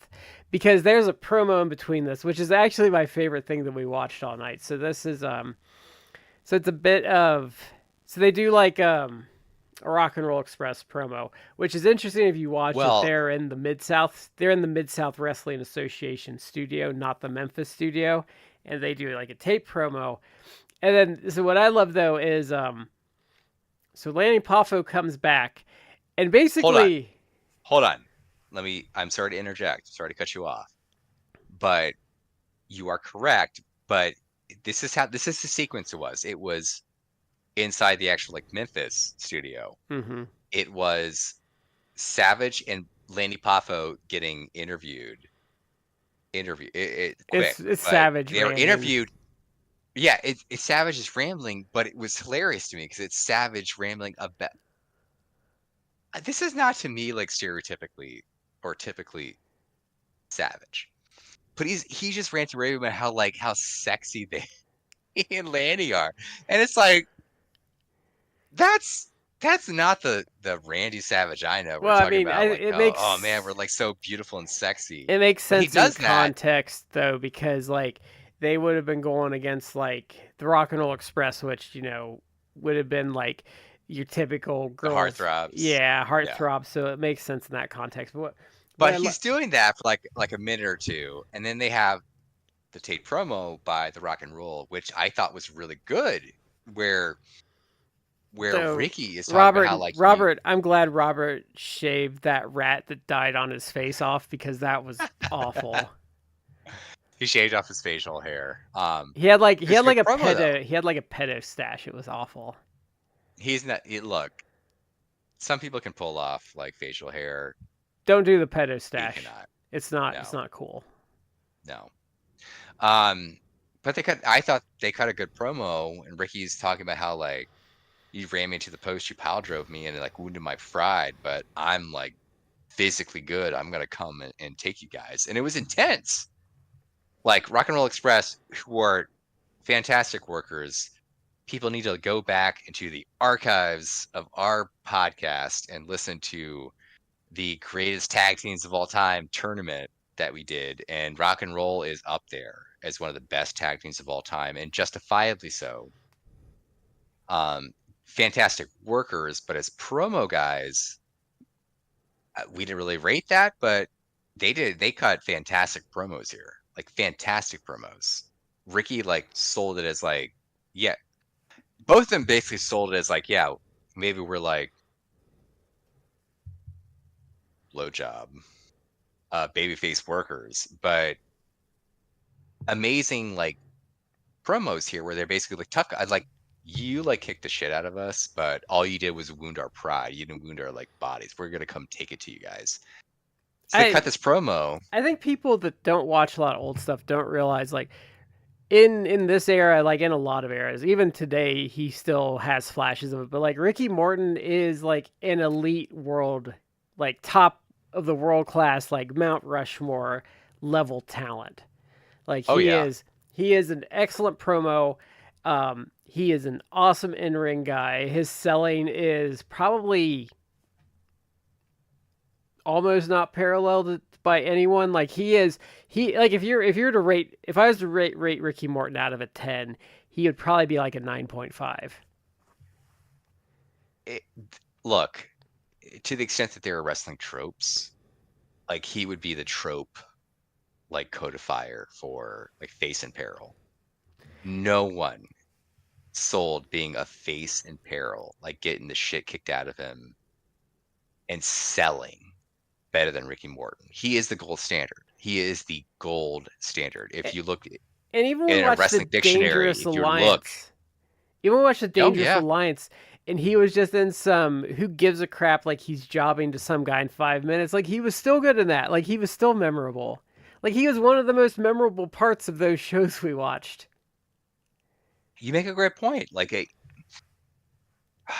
there are a lot of guys that you, Ric Flair, Misawa, Kawada, even the modern Bockwinkel, guys, Bockwinkel, Harley Race, Bret Hart, uh, Bret Hart, uh, Danielson, Danielson, modern guys, Danielson, Omega, Okada, Joe, going back, like, Styles, yeah, Backlund was a great worker. Like, there's a ton of guys that you could list as like best workers Destroyer. or best of all time. Destroyer, Mount Rushmore, your Hall of Fame, your top guys. Morton kind of gets like short thrift only because like He's a they just tag guy. associate him with a tag, well, with the tag team. Hmm. So he's not necessarily his own entity, And he doesn't but have that like. I think the other thing that hurts him is because he was a tag worker primarily. Like a lot of those guys get hyped because they had a big bad world title reign at some point, and so they get like that top of the card, like, oh hey, this guy is a world champion, like let's look at that and stuff, and they have these like 20-minute main events where you can like really break down all this stuff they did, and with Ricky Morton, it's like, okay, well it's tag stuff. And if he did do singles stuff, like there's like the Flair stuff where it's really good, but like if he's doing singles stuff, he's usually like in the mid card or lower. So I think he doesn't have that like big bad like, oh, I can watch this like 22-minute main event and draw all these conclusions from them by watching it. Like you have to really dig in, you have to look at like and there's subtleties to tag work. Mm-hmm. Like that you have to like break down differently, and I think he's just overlooked, and I think for some reason people really devalue tag promos. Yeah, that's probably fair. Think of like Scott Steiner and like Rick Steiner. Like the Steiners didn't have bad promos, but like when people think of like memorable Scott Steiner stuff, like it's when he's a singles. Yeah. Like there's something about tag work that like devalues their promos for some reason. I don't know why, but it's kind of weird. But yeah, so he would literally be. I think he's like he would, if you were to do like a top 100 workers like of all time, he would probably be on there. Oh, easily. Like he would probably he would probably be way higher than you actually would think, because if you actually. He'd be like 50 to 75 for me, I think, like in that range. But you're talking about the top 100 workers of all time, and like you're talking about luchadors and Japanese talent, and some Joshi workers and stuff. Like for him, if you're even talking about that they should belong on that list, like you're really freaking good when you're talking about thousands upon thousands of workers. But I think like I said, if you said like, well, what would you rate Ricky Morton out of 10? It'd be like 9.5. Man, this poses an interesting, like theoretical, like actually question. Like, where would I put him? On, let's say, like a top 100. The problem with the top 100 is like because PWO did it once and I just couldn't do it because like. Once you bring in like Joshi workers and like luchadors and stuff, like I brain freeze because there's so many luchadors, and I know a lot of luchadors because I've watched a lot. But there's like a lot of guys from like the 80s and stuff, like, and we've seen stuff like Sangre Chicano that we watched like his MS1 match. Like I saw him once, and I know there's a couple other matches of him, but that's where I get screwed up because I'm like, well, he was obviously really good in that match. I bet he's really good. I need to watch more of him, but like, where am I going to get the time to like really break that down? But like, then it goes into my like, well, I can't make a top 100 list because Sangre Chicano's out there, and I haven't watched enough of his matches to justify him, and he probably does belong like in the consideration for that list based on like the bit I saw of him. Like, you know what I mean? Like that's why I don't do well with like top 100 lists, because like I said, there's guys like him. There's like like where does Blue Panther go on the list? Like, or Negro Casas, like where am I going to put him on there? Because Negro Casas would be probably high if you're just in ranking like luchadors, like. Atlantis. I love Atlantis. Yeah, like, Atlantis would be hot. Atlantis still puts on good matches at like, I think he's like 70. Yeah, he's at least there. 60. He's at least 60. Or like 70. Like Blue Demon Jr. El Santo, LA Park. Yeah, so that's where I get tripped up though with that, is because I really don't have like the time to just watch hours of it a night. And like I said, there's outliers like that's the thing. You could just take like the 25 luchadors. Like you could somehow whittle it down. It's like, where do these 25 luchadors fit in with like the top, say 100 workers? Yeah. I don't know. Like or Japan, where the top, let's say 25 Japanese men's workers fit. Yeah. Well, now what about Joshi workers? Yeah, like again, I've seen a couple of Matsumoto matches, but it's like, okay, like I know she's good, like, but I don't have the time to like really like dig into her like for the sake of a list where I'm having to watch like dozens of other people. Like that's where I struggle with that, is because it's just too Joshi much. Workers is tough Like because matches are they easier. are. Like when they did a best matches of all time list, I participated in that because that is much more constrained and people give you lists and stuff, and then I can be like, okay, well that's different. Like I don't have to like go over this list of people and watch like, because for me, like, to have like a good understanding of a worker Mhm.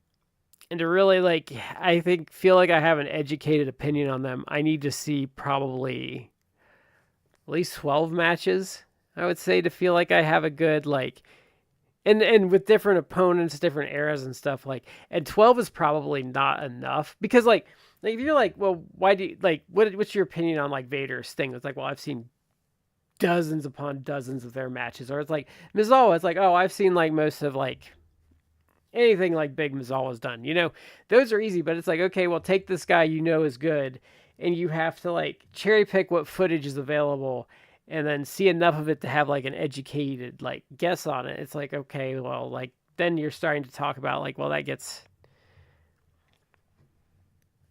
And I'm also that's the other reason like I don't like star ratings and stuff like that, is my opinions change a lot. Like I don't like star ratings because my star ratings are very like dependent upon my mood, like what station I'm at in my life. But it also changes as I see more, because something like when I was 20 that might be 4.5 stars might be like 3.5 stars now, because I've seen so much more stuff, or I've seen better stuff. Like that stuff changes. Or it might have been something when I was younger and like in my like moves phase, where it's like, oh, that's 3.5 because it's not good. But then I watch it later, I'm like, oh, there's all these layers of like storytelling, like they did this and this. Like that's actually more like a 4.5 star match. Like, so it goes both ways, because there's stuff we've watched on this show that I did not think much of when I was younger, and we've watched it again. I'm like, oh my god, this is like awesome.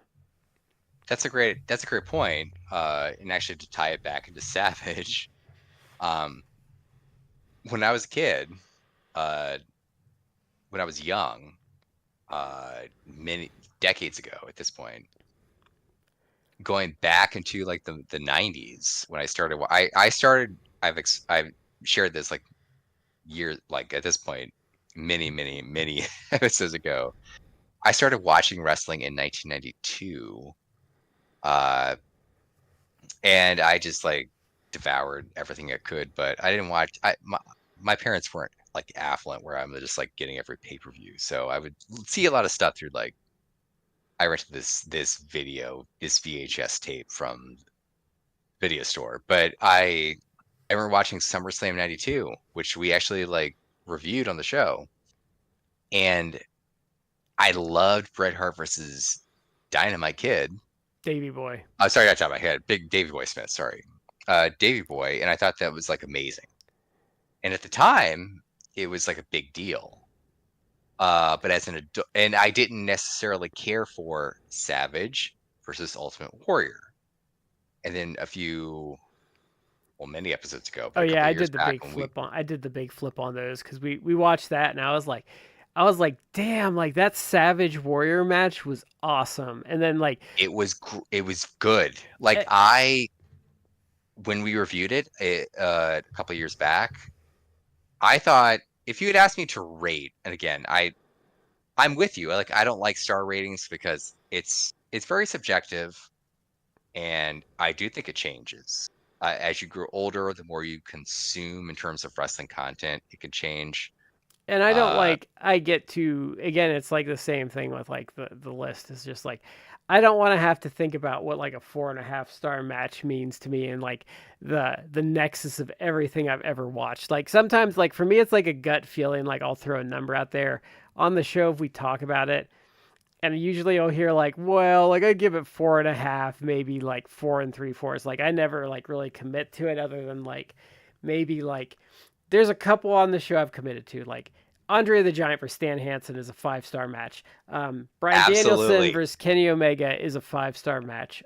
I was gonna say Hanson versus Andre the Giant, 5-star match. Yeah, And if people out there watch that and it's like, what are you guys thinking? It's like, guys, I'm not saying that this is like the best technical match you've ever seen. I'm saying like as a pure spectacle, as a just absolute wonder, as encapsulating many of the things that make pro wrestling just a beautiful art form or genre.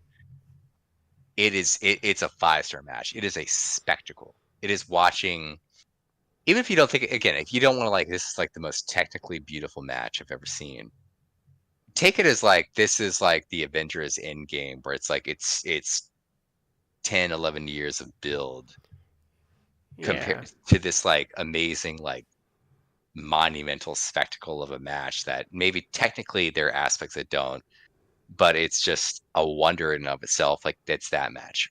Yeah, But and I would put the first two Tupelo concession stand brawls. Those would probably be 5 stars for me. Like people might disagree with that, but like to me they deserve 5 stars because it's like you should watch those because you'll highly never entertaining. see Yeah. you'll never see anything like those. Stuff No, like that. they're absolutely unique. But Um, uh the the the the war games at Great American 92, Bash '92. That's 5 stars, like without that's fine. questions. Flair and Steamboat. Great Flair match, and and the culmination of the storyline. Yeah, Flair and Steamboat 2 out of 3 falls match. Savage Warrior 1. Like those to me are like those will always be 5 star matches. You'll never convince me otherwise that they're not 5 star matches. Like I'm comfortable with those where those are because like I said, they are unquestionably 5 stars to me. Yeah. SummerSlam 92, to go back to that. I loved Brett versus Davey Boy, and I wasn't that fond of. I thought it was okay, the Savage versus Warrior match, but when we watched it again a couple years ago, I was like, man, man, like the Brett Davey Boy, a decent match, but that's more like a It's still good. It was probably like 3 to 3.5 star match. I'd give it I'd give Brett and Davey 3 3/4 matches. Now I will say the problems I had with it, um, the problems I had with it when we watched it was Brett wouldn't work heel. He should have gone. He should have rolled with it. But also like Davey was just way worse than I thought he was. Like Davey is like almost Yes. useless. Like so for me like it went down because That's like because I smoke crack. like Davey just could not do Fucked. enough. Stand man, I'm fucked. And people watch this are gonna be like, oh, The you're just hating on. last fan has ruined Yeah. for everyone, I feel. And I don't want people to think like I'm hating on Brett or anything. Like it is remarkable Brett got anything out of him. Like it is Oh, that's legitimately a mere like he could have probably gotten a little better out of a broom, like a literal broomstick he might have done better with. Like that's how bad Davey is. So I don't want to take anything it's away from Brett. Like if he ever were to wander across this, which he wouldn't, it's like no, it is legitimately like a miracle carry job that he got anything out of him. it's a fantastic carry job. But that's again, when I was younger watching this, it's like, oh, this is an amazing match. Like as an adult, knowing the context and having seen so much wrestling, being actually able to see specific spots where I'm like, oh, Brett was doing that spot basically entirely by him. He was literally like hand holding Davey through that Yeah. spot because Davey was just messed up, like not or gassed to the There they max, did like a not able to close do up this. on Davey and he had coke eyes. I think the Yeah. difference too. So then with Savage and Warriors, so they what I think I missed earlier in life is so they did a very NWA championship style match where everything's very slow and very calculated and oh everything's Mm. important because if I mess up like this is for like all this is for all the glory and stuff. And I think why I didn't like it when I was younger is it's very out of place in the WWE. It's not a WWE style match. It is like a like it's an old school NWA match. And so when I had more context and I'd seen that style of matches, then I could see like, oh, okay, now I see what they went for with that. You know, that's an interesting way to put it, and I don't feel like I thought of it that way, but that's actually pretty fair because if you, I've thought about this because people have actually on social media, whatever, they've been like, oh, if you were thrown on a desert island, like what would you, as a wrestling fan, like what would you take with you? And I can answer there's that. not a I would there's not a take. lot of I would take. So I would uh, take. So how much do I get? Can you I get like just? one promotion, Oh, like one. oh, we did Say that. one. I would take Memphis. I would literally take Memphis. That's a good answer. I would take. Like I would probably take. Well, I guess it would qualify. Like, would you consider WCW as like a continuation You get of mid. Jim Crockett Promotions, Yes, like NWA? you get so um for I WCW I you would get Mid Atlantic, you get JCP, you get WCW. Now my see. second I would say that because that is my favorite of all time. But my favorite of all time really is like late, mid to late '80s Jim Crockett Promotions, JCP. mhm. But that's a ringer because it's like you just said. I would get Mid Atlantic, but I would also get into WCW. So I would get like I'd probably take at least 15 years of like content, but my number 2 would be that's a Chikara. ringer. But beyond that, I get that's also it's also personal because like when I got into wrestling, what really hooked me was like '92 WCW, which was kind of a far field from actually Jim Crockett Promotions, but still was like spiritually in the same vein. And I always loved WCW, even like during the really bad, horrible periods of its time. But Except 99. I hate 99. I can't watch it. yeah, I so like Memphis would be I guess so my second favorite would be probably like '90s All Japan, yeah. but I haven't even seen like all of '90s All Japan, like not remotely. I have an archive with a lot of it. So for me, it'd probably be Memphis. Memphis would be number one because the thing is like Memphis has been we've including this show we've seen Memphis content. I cannot ever say it's never been of back. of of the Memphis content we've seen. I can never say like, oh, it's disappointed. Never, It like no never. for me like there's been stuff I've been hyped to see, and for me like it's the only time like we've consistently watched a promotion where even something going in blind, um, I'm never disappointed. I would say it even over delivers almost every time. Like Yeah. there is something about Memphis that, and it always surprises you. Like you never know what you're gonna get with Memphis in a good way. Hmm. And there's like a certain creativity to Memphis like no other promotion has, in my opinion. Because Memphis is more like kind of willing at times to throw shit against the wall and see what happens. And it's so modern feeling because this stuff's like from 1983, but like you see so much DNA in it. Like there's you see ECW in it, you see like Attitude Era in it, you see like a lot of modern like TV tropes in it. It's like it is so like innovative in how it like approaches everything. Like, and we've seen stuff from this era. Like it is so different. Like it is it's just insane like how unique and good it is. I would agree. I guess I guess I would say this in a very complimentary way that it is both innovative and at the same time like timeless. Because look, again, I've been a wrestling fan for like decades now, and for people who don't, what was the classic like Jeff Jarrett like line where it's like people who understand it like it'll always be a thing, but who don't like they'll never get it. Yeah. I'm butchering that, but he as a wrestling fan, if you're a wrestling fan, like you get what he was trying to say, where it's like if you're a wrestling fan, like you get it. Like it's a soap opera. It's also like a stunt show, but it's also like a male centric comic book that you're also like enjoying. But it is many different things, but at the same time, it's also timeless in the sense that it is a morality play. It's good versus evil.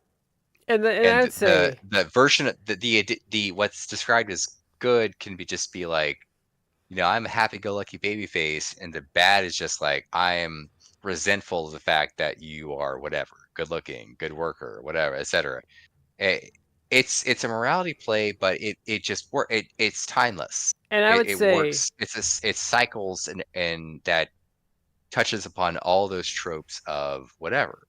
Memphis too, because where Memphis I think is so timeless is it revolves heavily on like the personal issues between the wrestlers.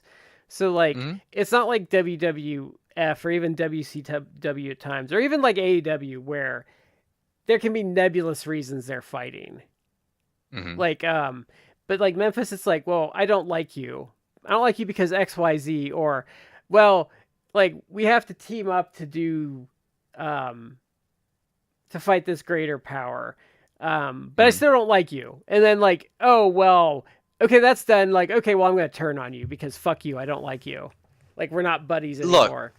there's and I know like in 2024, like maybe the modern era, this may be kind of gauche, uh, but there is something to at least like the male-centric space where just the vibe of you're better at this thing than I am, that makes me resent you. I don't like you. Yeah.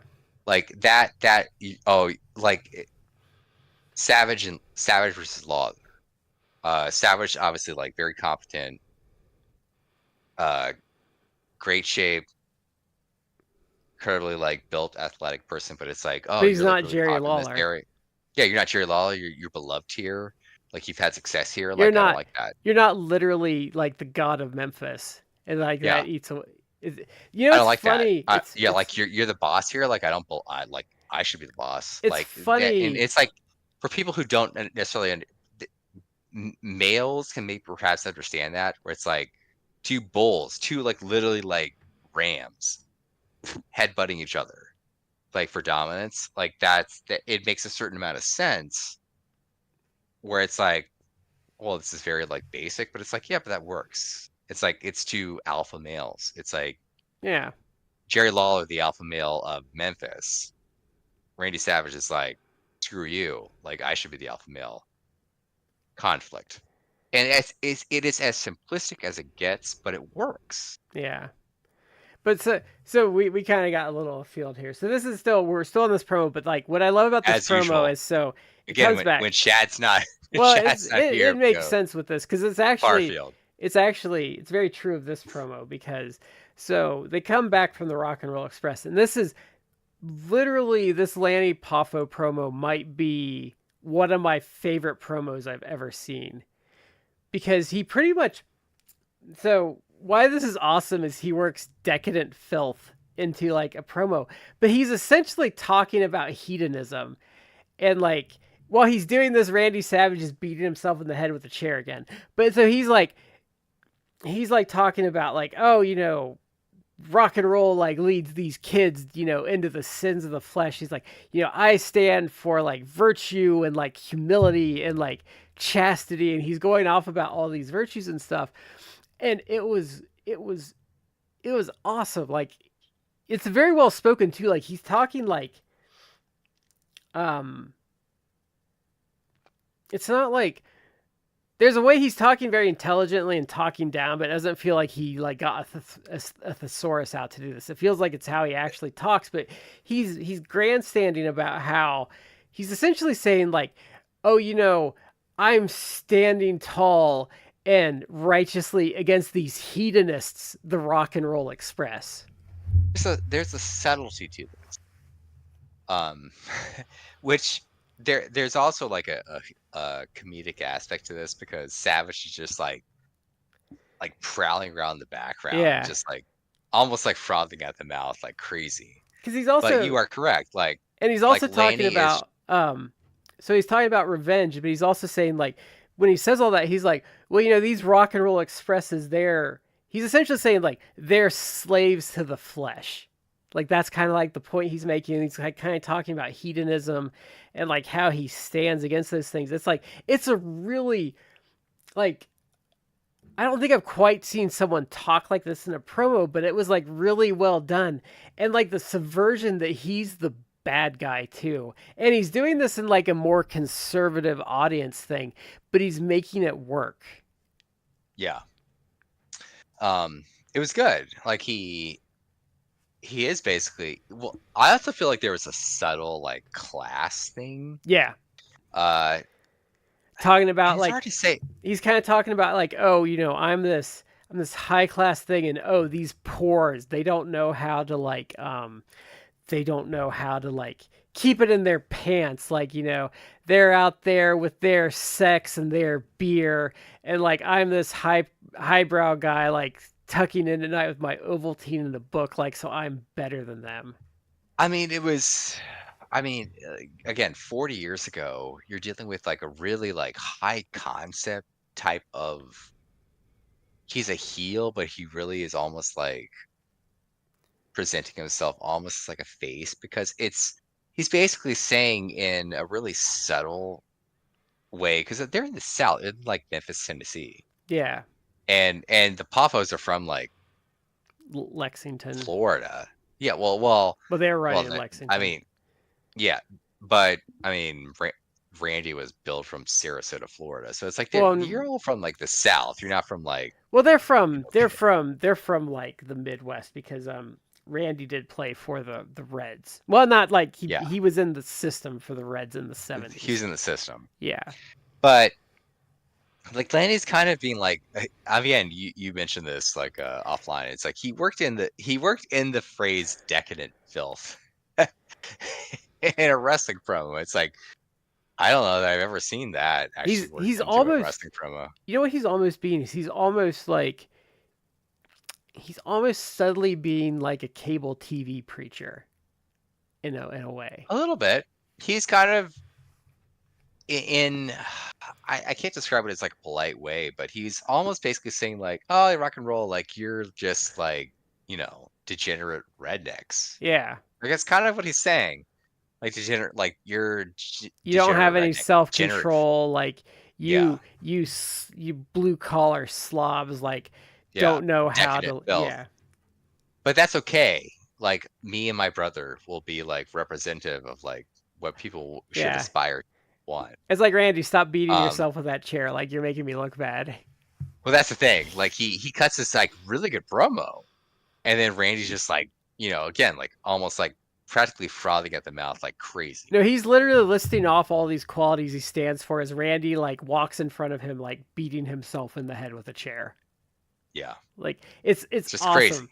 But Yeah. this is why I love Southern wrestling though, is because like the WWE stuff I always see, like they would not be comfortable. Like this, and a lot of modern entertainment, like they trusted the audience on this.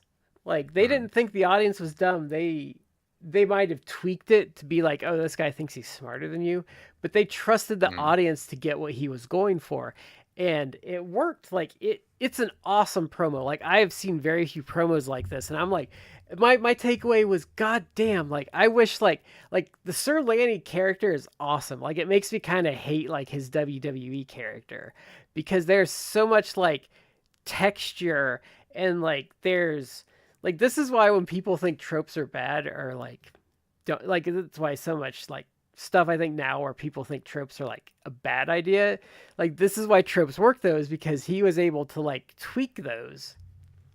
The tropes are not bad inherently. No, Like tropes, they're just recurring touchstones, themes. and touchstones that Hmm. people are familiar with. That's why when people like kind of talk like tropes are bad, it's like, well, no.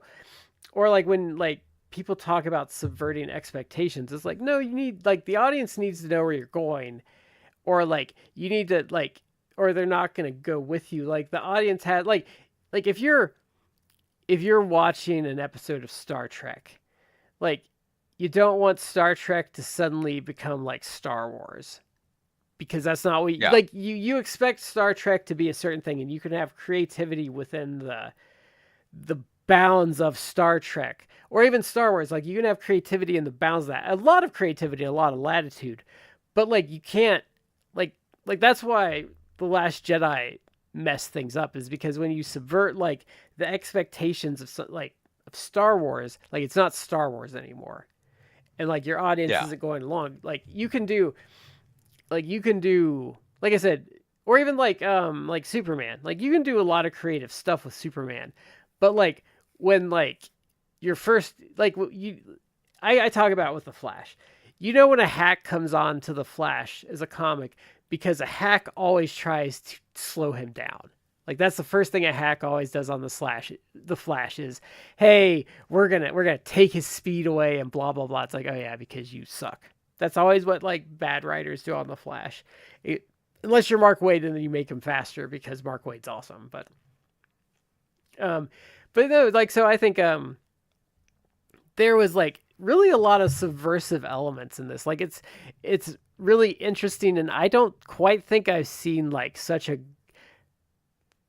good intelligent promo. Like I don't.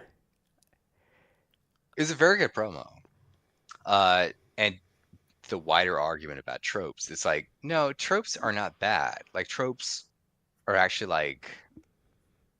like a better way to put it, like a cultural like touchstone. It's like it's something that people from different backgrounds and perspectives Different and cultures cultures, different, can, yeah.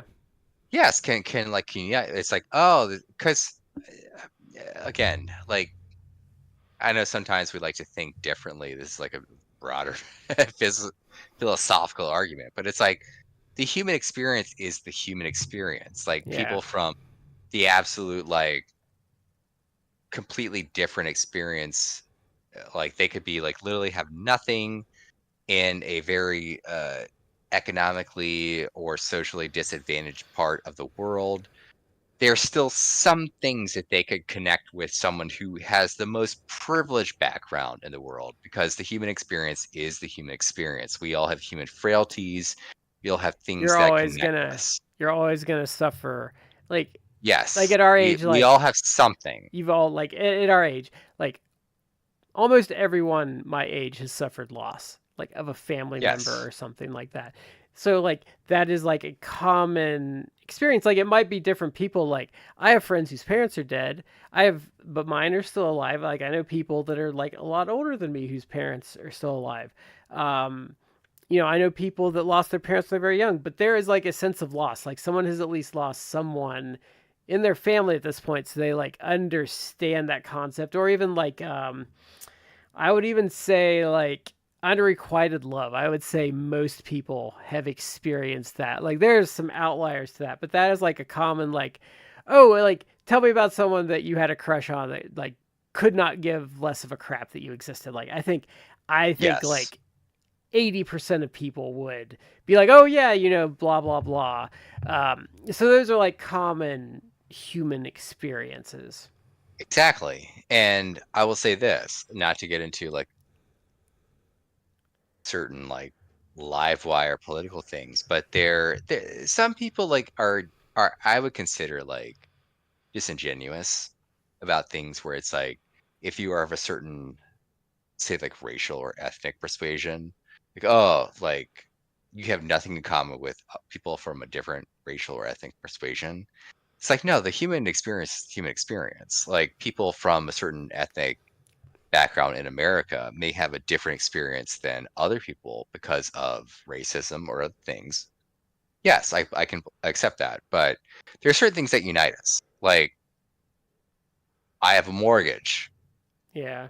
There are people from a different ethnic perspective that also have a mortgage. It's like there are things that unite us. Well, you know what I Um, dislike about that argument though is mhm, they so like if you're talking about me for instance, like mhm. they play that game, but it's like, well no, like I would literally have more in common with someone of a different race that grew up two streets over from me than I would a white guy living in Sweden. Like I have more in common Yeah, with the Indian man that like grew up is my age, grew up two streets over, and we had a common like our families were of a common economic background. Like there is going to be some variance and race will play into that because mhm, they might have experienced some racism that I would not have. But like I have cultural touchstones with them, I have local culture with them, like I have the context of growing up in America in the 80s with them, whereas the guy in Sweden, like there's massively different cultural touchstones. Like there could be Yes. a language barrier. They, I don't know what growing up in Sweden was like in the 80s, but like the guy from India that grew up two streets over from me, like I have a general idea. Like they might be like, oh well, these guys were racist because I was that. I'm like, okay, well I don't understand that, but it's like, oh yeah, I had like an NES when I had an NES in the 80s. Like, oh, that crazy cat lady that lives like, you know, over yonder. Like, yeah, she threw a cat at me, like the same she did as you. Like stuff like that. Like, that's why I don't like that argument, because there is a lot of things that inform your worldview, and a Yes. lot of those have to do with the economic circumstances that you grew up in. Because like that's the other thing. I grew up strictly middle class. Like when someone talks about regardless of race, like if someone grew up in Appalachia and they're like, I grew up poor as dirt, like I grew up middle class. Like I don't really have like a concept of being poor. I grew up as an only child, so I don't have like a concept of siblings, but like those inform you, like when you grew up, where you grew up, like the circumstances you grew up in, um, even things like your religion. Did you have good parents? Like because like that's the other thing. Like if you grew up in a two-parent household, that's different than growing up in like a single-parent household. Like Right. things like cultural touchstones. Like that's the thing I hate about like the millennial thing is I grew up in 81, and like they say like they like the big classification other than the people that talk about like the micro generation, it goes like 95 or 96. Like I don't have anything in common with anyone that grew up in 1995, because like their cultural touchstones have not, like it changed a lot. Like they don't, like someone that grew up in 95 like was a child during 9/11 and I was an adult. Like I remember the Challenger exploding. Like I was there. Like I Yeah. remember the person from 95 would not remember pre computer in every house America like I do. Like so they're like those are the kind of things that inform like you the person. That's yeah, that actually is interesting because I've actually heard that. Like there is I don't know would you consider like the millennial generation? There is a generation where it's like There's they have there's a they call it a stupid thing. They call it zennials, which I hate, but it's the idea that there it's like from 77 to 83 they're starting to say as like its own generation, that it has mixes of like Gen X and millennial, because that's the other thing. I was because when I look at stuff, like there's things about like because you we're about the same age. I think you're like a year or two older than me, but um like millennials typically don't have the cynical upbringing that like Gen Xers did, hmm, and like people like of my age had. probably true. Like I grew up with like when I was a teenager, like was when grunge and all that stuff, like Alice in Chains and stuff. Like I grew up with the real cynical music, which like younger millennials didn't have. Like that was largely gone by the time. Like um I think like if you were a teenager at all when like Beavis and Butthead was like big, or a preteen, like you're not like really a millennial. Yeah. Um to circle it back. Uh But no, like I don't like people that like really try to oversimplify like cultural experiences. Like there's a lot no, you that, can't. It yeah, there's so much that you really can't simplify it. and there's like a lot Um of, I don't like it too because you see it a lot on social media. Like people like demonize people, and they try to get in with like this in crowd, and it's like, dude, you live in Nebraska. Like go talk to your neighbors. You have more in common with them than the people you're simping for in like Oregon. yeah. Well, again, most even like a lot of people in this country, like you have more in common than you do with people who probably are from outside this country or from different culture. But But even on this show, you can like still if you talk to like if you talk to like Shad, Matt, or I mean, Shad and I grew up not too close, but like, you're talking about we grew up in different regions, and there are things that we have that are the same because of our ages, but like just the region we grew up in, like you can see like there are distinct differences between Shad and I because he grew up in Kentucky and I grew up in Ohio, and we're literally on bordering states. And there are things Matt will talk about that are very different from Shad or I, Oh and then yeah, there are like things they're there are things you can see like that Shad and I have in common that are like Midwestern things, but then I can see things you and Shad have in common because you go a touch deeper into the South than like Ohio. And like you can see like the tendrils, but you can see like the variances too. And it like so your region also, or even like our friend Justin who grew up in Canada, like you can see the differences there too. shout out to Justin, friend Yeah. of the show. I love Justin. Justin, dear friend of mine, a good brother of mine.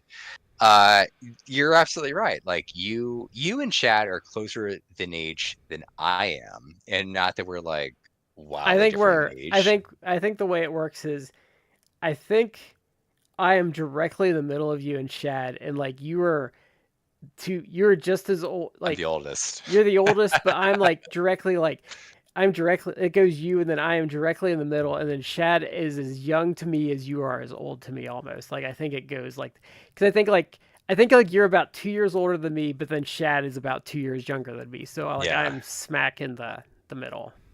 For those keeping track of the lore of our show, I'm the oldest of everyone. Yeah, Yeah, it's not even like that. we're It like maybe it's like we're like there's like a 5 year age gap.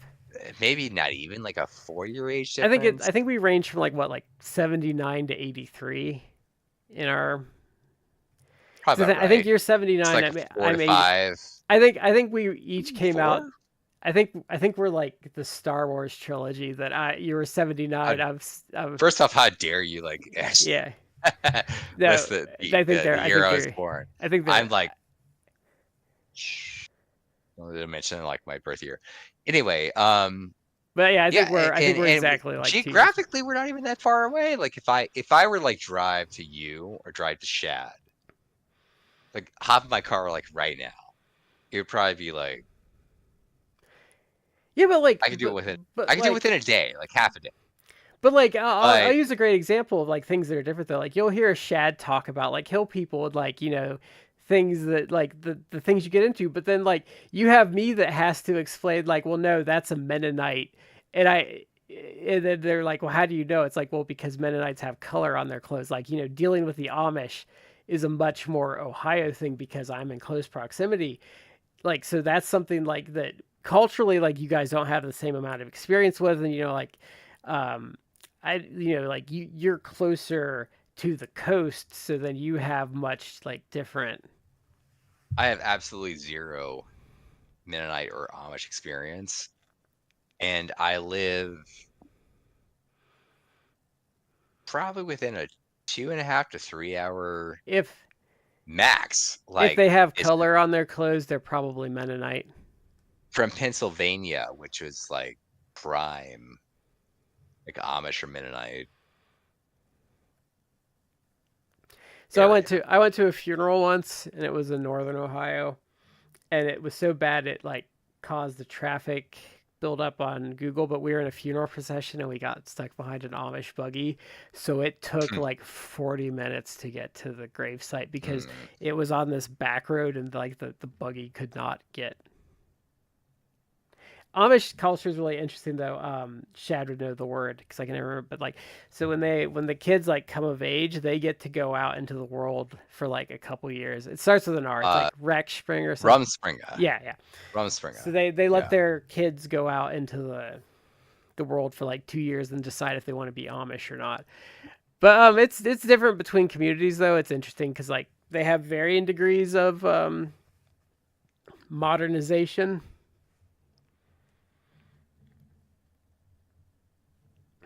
Yeah, so sometimes you have to be careful in certain areas, especially at night, because you like if you're driving like an idiot, you might hit someone in their buggy. Oh, okay. Their food's good. If you get like a good Amish donut or something, it's good. Oh, But like there the is a. I don't. It's been years since I've been to Philadelphia, but Philadelphia has. Oh God, what's the name of that? There is a actually like a notable.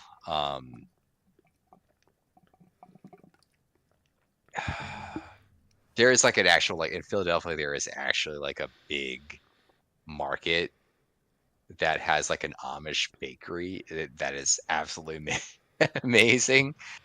That has like Amish donuts and all sorts of things. Let me look that up. it's also funny because I grew up in a very racially diverse area, so people my age from other areas will talk about sushi like it was this mythical thing. And I'm like, oh, like, and you forget something like, oh, you guys just didn't have sushi places? Like, okay, like, yeah, that's always just kind of been a thing, like, in my life. Well, I never had sushi until I was like an adult, but that's because like my parents were like from the South and like we're not Yeah. No, I like meant just like the adventurous. I meant like the availability of it in like the 80s. People like, oh yeah, like I didn't even know that like existed because you just couldn't get it in my area. I'm like, oh, okay, like I just didn't think of it like that. Ah, Reading Terminal Market Okay, in Philadelphia has an Amish like bakery that sells stuff, which is fantastic. Like my wife and I have gone. It's been many years since I've been to Philadelphia.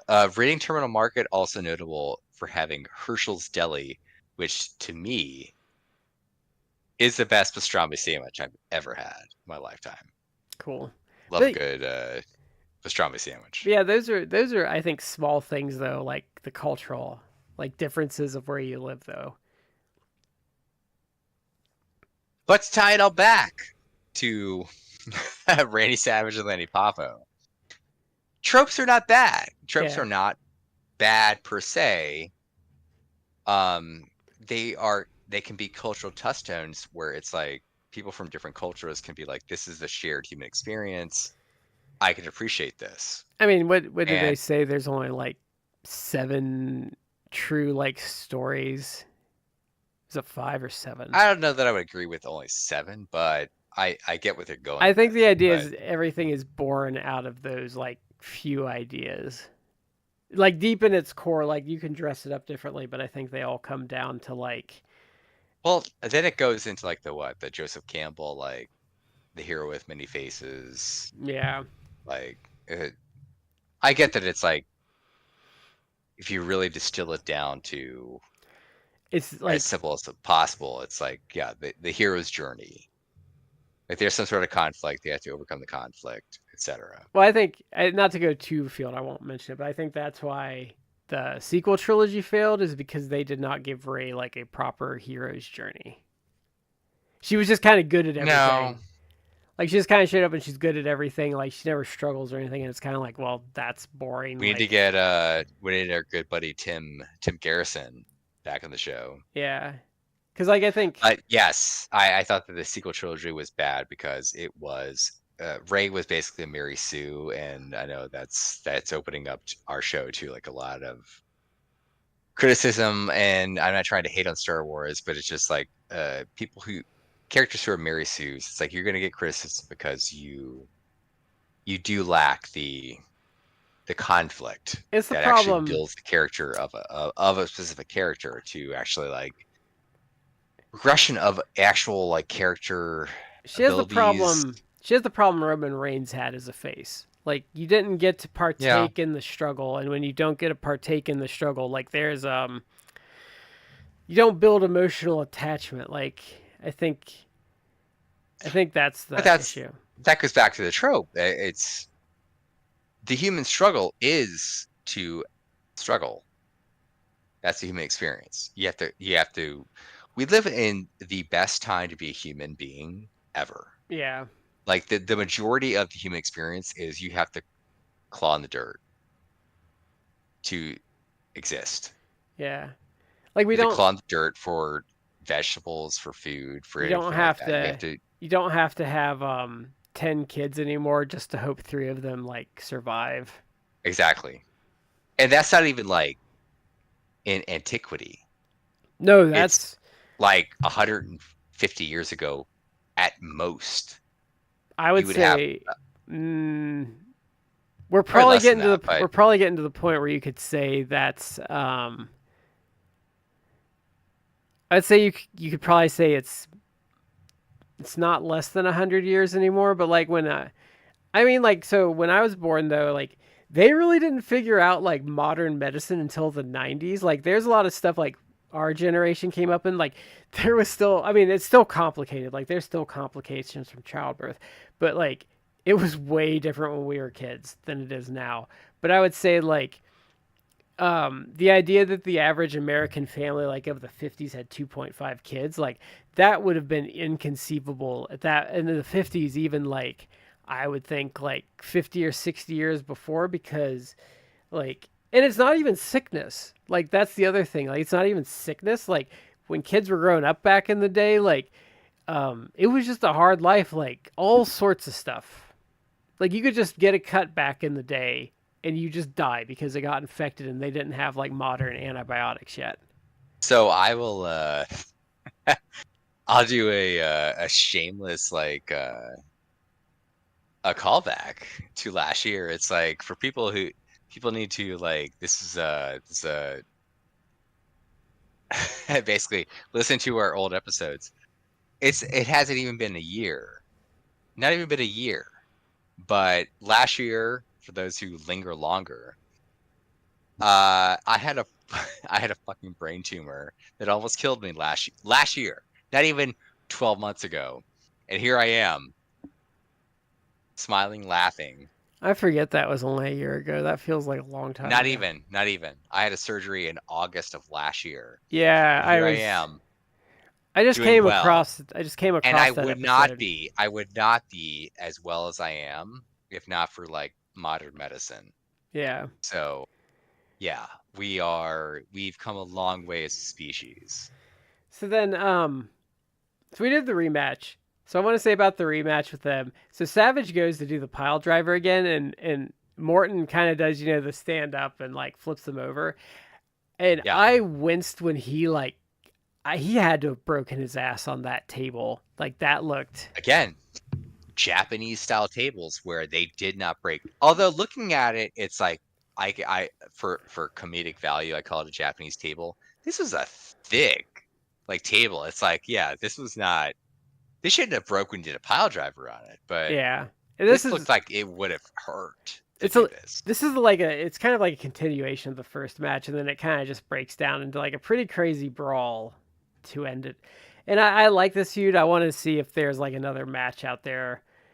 Um, I thought it was a great match. I probably like the first uh Savage Poffo versus Rock and Roll better, but it's yeah, also like it's not like leaps and bounds better. no, Um, it's kind of like just a preference thing, I think. But I think I like the first match yes, a little better too.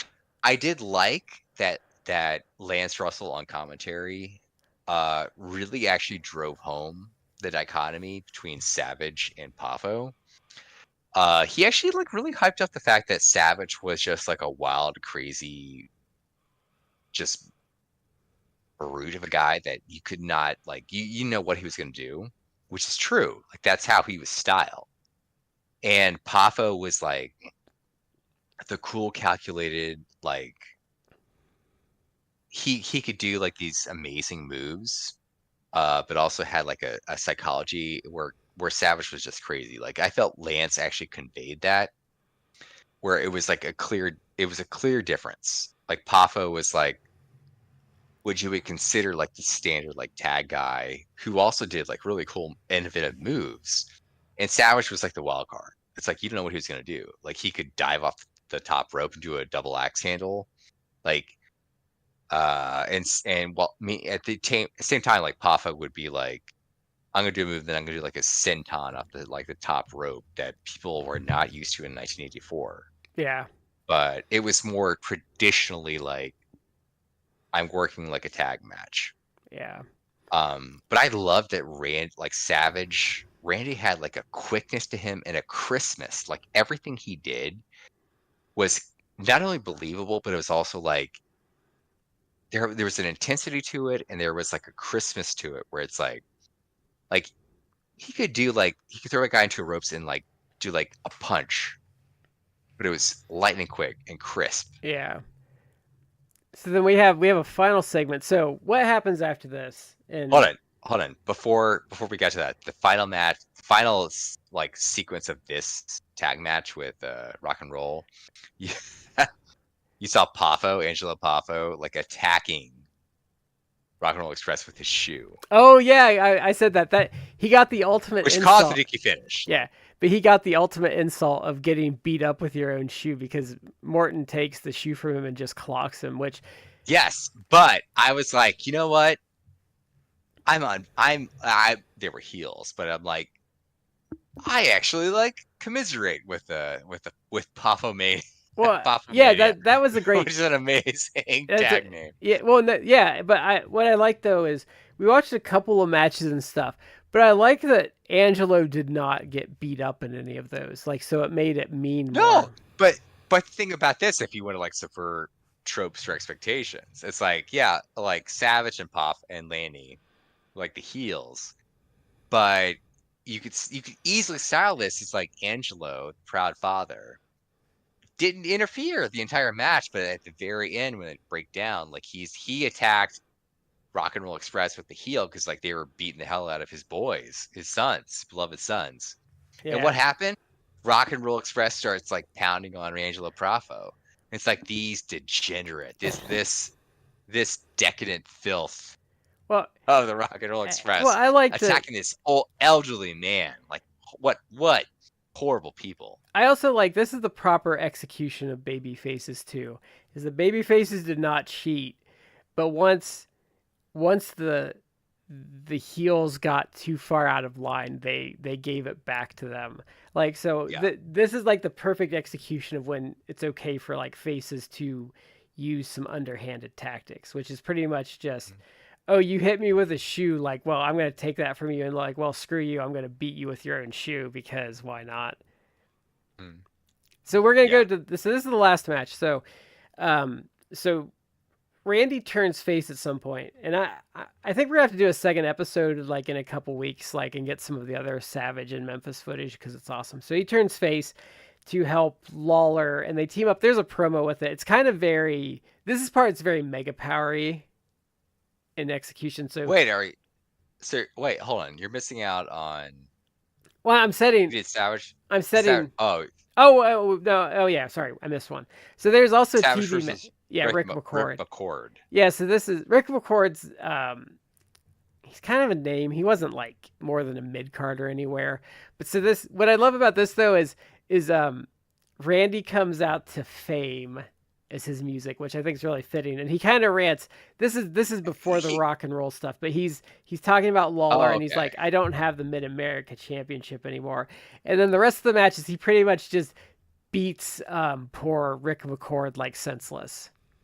He does, but I also okay.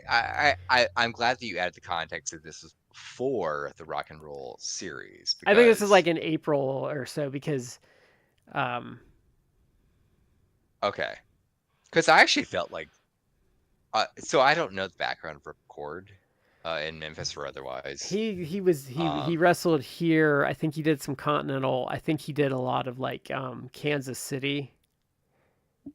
okay, so maybe like He's more of like a he junior was, guy, I think. but maybe in the context of Memphis, he was like maybe like mid card guy. So you would, but I felt like in general like he got way more offense than he should have against Randy. And Randy ultimately won, but I was like, this guy was almost like should have been a jobber. Like maybe he was a jobber, and he got like way more on Randy than he should have. But if he was to make our guy, that it's like Randy was just like steamrolling in furtherance of like the Randy Lawler storyline. That makes a certain amount of sense. But skipping over this to the, I guess I was the looking him up on brawl that Cage Match. Okay, so Rick McCord. Let's see titles. He held some. stuff in Central He got States. offense. He got offense on Rainey, so it's almost like he's believable as like a guy they were trying to push. Or His cage match statistics have um, 434 matches recorded. He won 126 of them. He lost 283 and he tied 25. So I would call him like a JTTS type of guy with those stats. okay, Probably, I would say probably what happened is he got like a mid card push in some smaller areas, and then like in the bigger areas, he was probably like a job guy. okay, I know the name. And I've seen him wrestle before, but he's really more of like a footnotey guy, I would say. But yeah, he got I appreciate the unselfishness. It's kind of one of the things I appreciate about Savage is Savage could have just gobbled him up, but he gave him some hope spots, and Savage sold for it. hmm It's kind of like when we did, because it's also from this run. So the Adrian Street match we did with Savage was from Memphis, and while he was a face there, and what I appreciated about that is Savage was comfortable enough with, and had enough self confidence to let Miss Linda just like attack him like a wild animal hmm and like beat him up. So I like that he gave Rick McCord some stuff here. And like for a squash, it's a little long for a squash, but I thought it was pretty entertaining. It's kind of the Savages toying with him, not taking him too seriously, and Rick McCord like gets him a couple of times, and then hmm like Savage kind of has to adjust and take it seriously. You know what it kind of gave me vibes of with a different outcome, like the match he had on Nitro where DDP dressed as La Parka. It Oh felt yeah. a bit like that match, except without the swerve at the end. Like, but I was kind of like, this really kind of reminds me of that, where Savage is kind of taking it a little lightly while still like beating him up. But it was a fun. I'm glad I included it on here. Like, it wasn't anything like super memorable, but I was like, oh, that was an entertaining hmm like 7 minutes of a segment.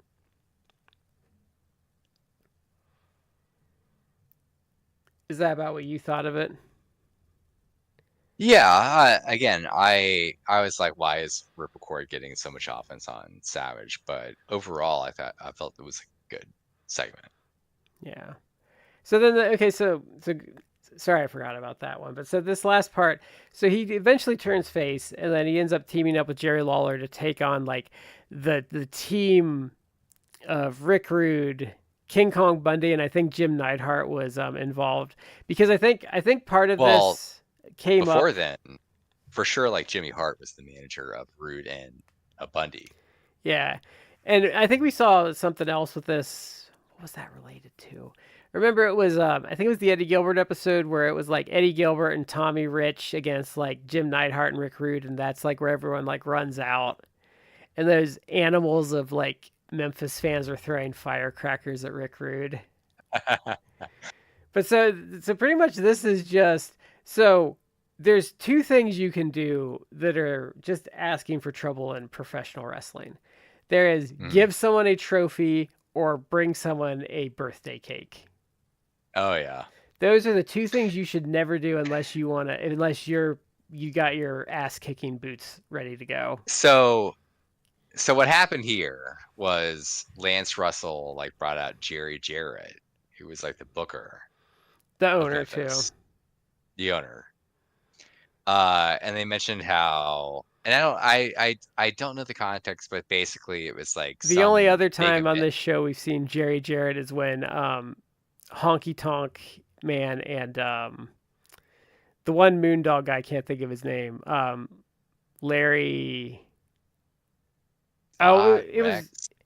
it was the one. It was Moondog's spot, I think, when they did the Tupelo concession stand brawl, and they just like attack him for no reason after, and then Bill Dundee and Lawler have to come back to save him because they're like ripping his Mm. clothes off and stuff. But so okay, continue. I just thought it was funny that I forget, like, so it's basically it was there was some big event, and they brought Lance Russell brought Jerry Jarrett out and presented with a trophy, because it's like, oh, like, this is your trophy because you, like, you know, great booker, and it was some event where multiple people were nominated for the show.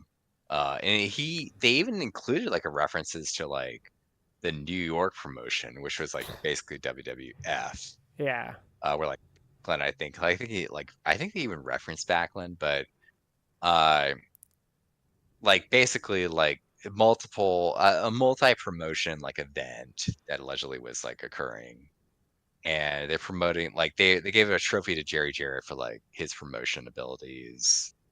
Um, and I messaged you guys. I'm like, you know what? They deserve everything that happened after this, because like anytime you're like, oh, we're gonna give a trophy to the booker, we're doing a great job. It's like, you're just inviting heels. You basically like you put out the bat signal for like the heels to come and be like, I have a grievance I want to air. Like you deserve it. You deserve like what's gonna happen next. Yeah. And lo and behold, King Kong Bundy with Jimmy Hart and Ravishing Rick Rude.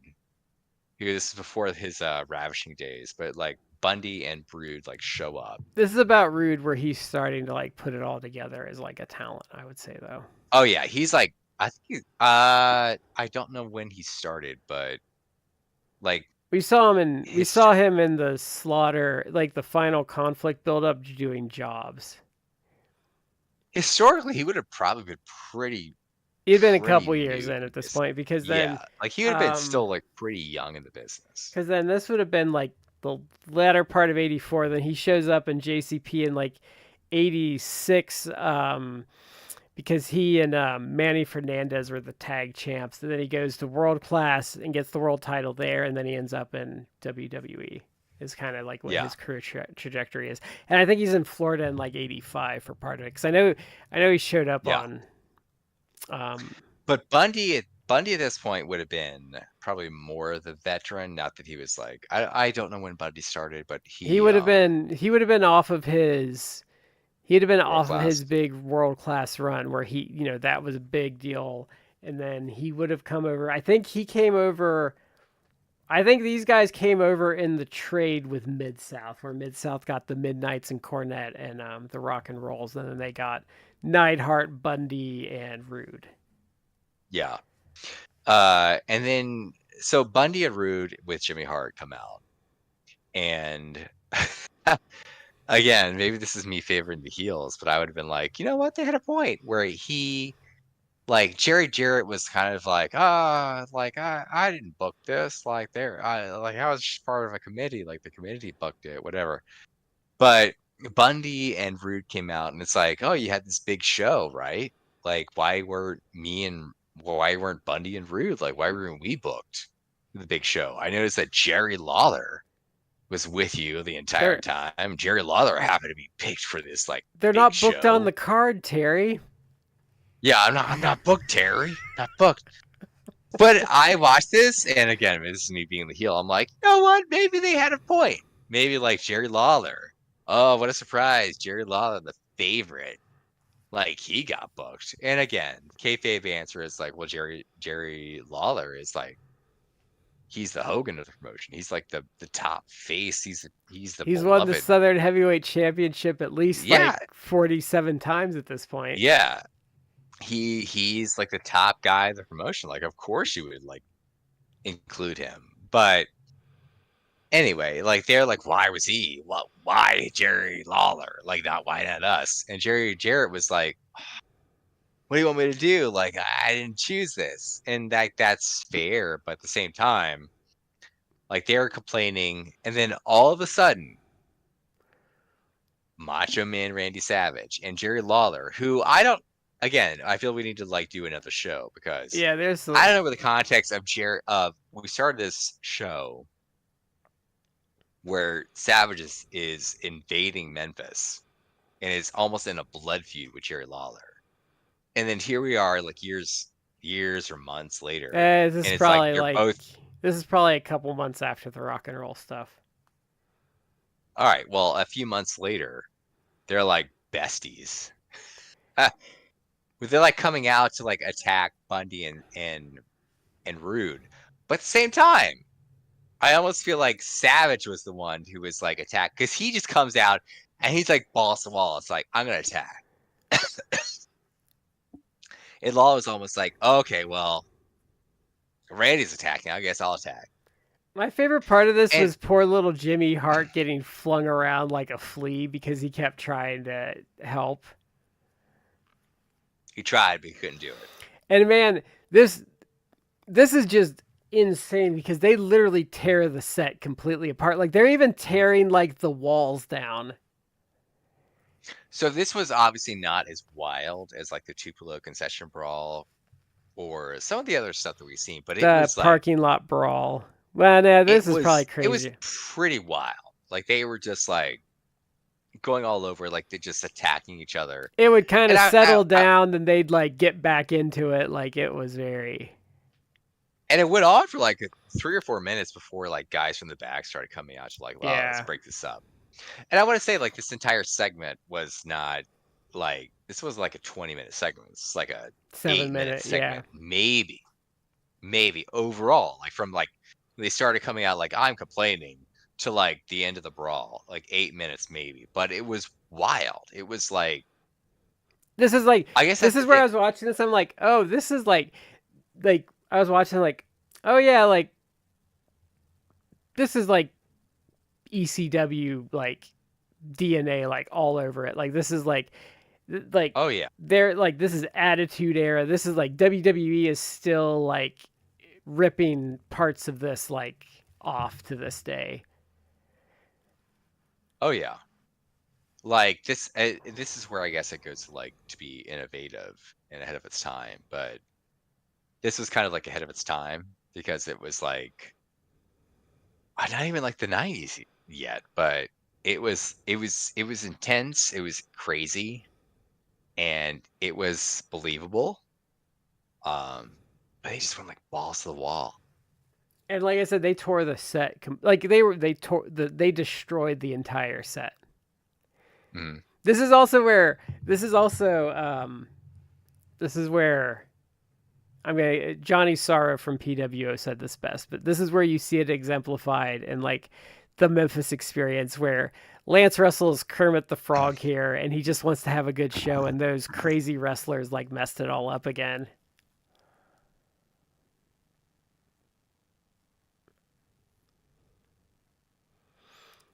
But yeah, that's that was and I also like what I also like about Lance is Lance doesn't like run away either. Like Lance kind of stays in the fray with these situations. I think Matt had to step away real quick, folks. So these matches are in the link to this when this goes over to the thing. So they're all in here.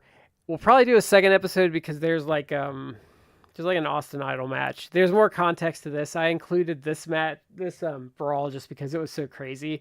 But so what essentially happens is they eventually team up to deal with Bundy and Rude, and then I think Savage does some other face stuff like he deals with Adrian Street, and then I'm pretty sure he turns on Lawler again. And then they do the loser leaves town match that Lawler wins because then that sends Savage off to the WWF in like 85. I don't know how deep into 85 that goes though. But that's essentially how this all will break down is there's a loser leaves town match that is Savage's exit to the WWF. And I think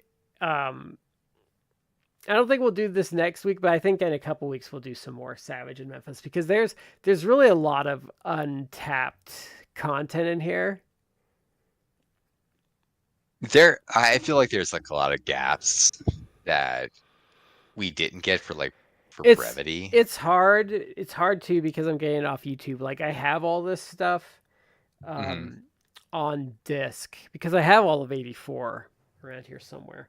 Well, I have all of Memphis TV, so I have all of this, but it's hard because, to properly do this like blow by blow, I'd have to go through like 80 plus hours of content, and that would take me months. as a working adult that Yeah. has a life. But yeah, so like I said, this eventually does lead to he turns on Lawler again. They have a loser leaves town match, which is on YouTube. So I think we'll do a second episode and focus a little more on that. Get the Austin Idol match in there. Maybe see if I can dig up some other promos. Just and not even for context. Like there's a lot of stuff we've done on this show that I've loved, but this stuff was just Mhm. awesome. Like it was, like you could tell. Um, More so than other things we've watched, like you could really tell sometimes even like decades after the fact when they had something special going on. And like this Savage run, you could just tell like they had something like big on their hands. So I agree, and I also would add that this only contributes to the case for Savage being one of the great, also the greatest of all times, but it's also like maybe not maybe not in context of like people that people rate as the greatest of all time, but certainly as someone who like to add to his like ranking. Because I said earlier in the episode that he does not get the credit he deserves necessarily for being the worker that he was. But I feel like this adds to that, like in terms of promo ability, character work, in-ring ability, all of that. Like I think it adds, His flexibility. yeah, like it adds a different like level or aspect to him. Because the WWF, WWE to WCW stuff is what it is, and it's good stuff by Savage. Like Savage is actually like overall like a pretty consistent performer and in a positive way. Yeah, I would say there he Like, gets a little flanderized though when he starts doing like the Slim Jim commercials. But even like his match with like Hogan's really good. His match with the Hogan 86 are good. Like and then like there's a point like really when you're talking about 91, he might legitimately have like the two best matches in WWE history for a brief period of time because he has the Steamboat match and then he has the first Warrior match, which I would both classify as 5-star bouts. yeah, friend of the show, Damien Gonzalez, Damien the Dames, has said that for if you have a loved one who is not into wrestling, like show them Savage versus Warrior from 19 WrestleMania 7 Yeah. in 1991, and that will hook them. And my wife is not really into wrestling. Like she'll watch wrestling shows with me, but she's not really into wrestling, so I don't know that that would work with her. But he's not necessarily wrong. Like that, those are that I would say the Savage Warrior match from 91 WrestleMania 7 is a 5-star match. I would agree with you. It's very narrative Um, heavy. I would say it's it is narrative heavy. Yes. I would say as a match, it's probably like the best expression of like Vince McMahon's vision of wrestling when it comes to like the theatrics of it and stuff. Like it is probably like the best. Well, yes, I would say it's the best execution of that because I would say the other great execution of narrative is Austin and Hart from 13, but I would not say that's with the blood and stuff. I would not say that's like necessarily Vince's vision. Yeah. It's a little too hard nosed for like what I think Vince wanted wrestling to look like. Which is actually crazy if you think about it, because there's like what 6-year difference between the two. Yeah, 6 years. Yeah.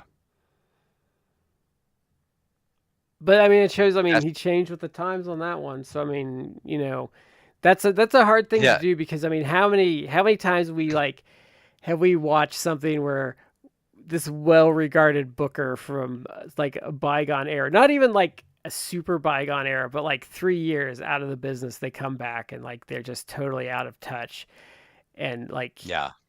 Even like CM Punk to a degree when he came back to AEW and they were talking about backstage stuff, like he was gone. I mean, 7 years is a long time. So, I mean, I guess that's not fair. 7 years is a long time. Like he would be out of touch if he wasn't keeping up. So, that's I mean, probably people like Dave Meltzer has talked about guys like Cowboy Bill Watts like taking over the reins of early W. '90s WCW, And he was and gone it's like he would, 5 years.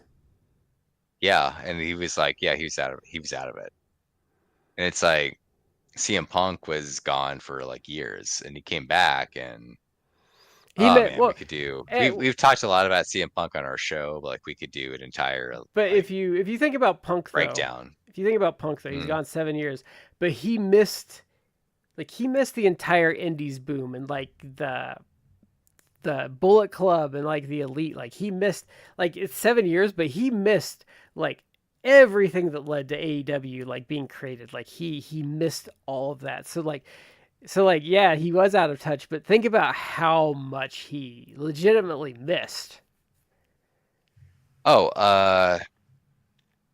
I mean, people even like today talk about the brief run, like 2 months or so, that he was basically booking AEW Collision from when it started to like he was It fired was essentially. terrible. And since then, it's been either booked by Brian Danielson or at least with his input. And some people try to be like wax poetic or wax like nostalgic about like, oh, it was like good. It's like uh, the 2 months of the Punk AEW Collision is vastly inferior to Well, it's because whoever's booking like Collision for it's the because last like nothing could 10 overshadow months. It's because nothing could Yeah. overshadow what Punk was doing. So there was like a lot of useless, like squashy stuff on there. And like the stuff with Ricky Starks was really good, like giving like Ricky Starks a bit of a push and using like Steamboat was good. But then there was like he wouldn't let any women on the show and stuff like that. Or luchadors Yeah. And I or think really not non-white talent. yeah. But I mean, he had like it was a very narrow idea of like wrestling, whereas like I think with Mm. Danielson has I think Collision I like it better than Dynamite now, but like I think where Danielson excels versus what Punk was doing is Danielson has a very real sports feel to like Collision and how it's presented, but he also is really open to different styles and different guys, and Yeah.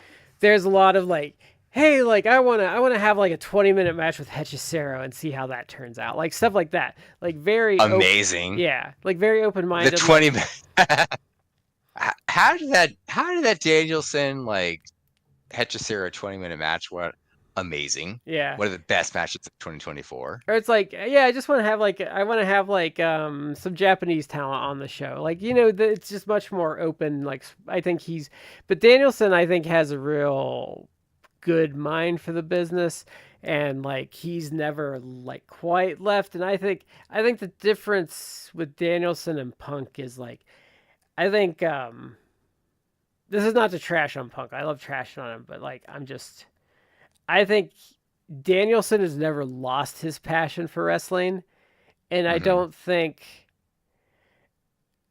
I don't think Punk has ever found it again.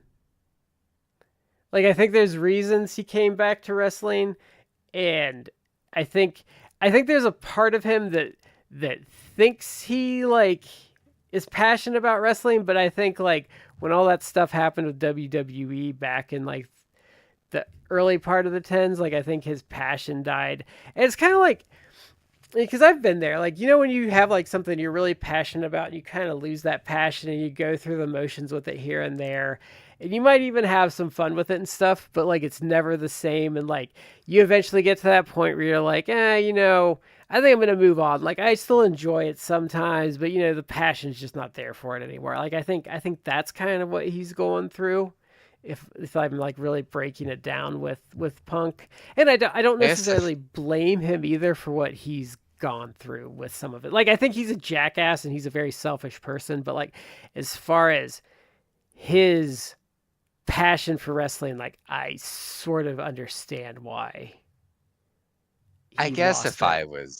if I wanted to be like exceedingly fair to him, because I do think he's actually like a hypocrite and an objectively bad person. Yeah, Like I legit think that. Like I think he gets away with a lot because because it's he like pantomimes like so. What I think he so I don't honestly. He's a very selfish person. That's what I think of him. He's a narcissist. He's very selfish, but he gets away with a lot of stuff because he pantomimes. So he pantomimes like which he constantly shows he doesn't care about, but he spouts the correct political discourse for Twitter, which gets you a shield from a lot of bad behavior.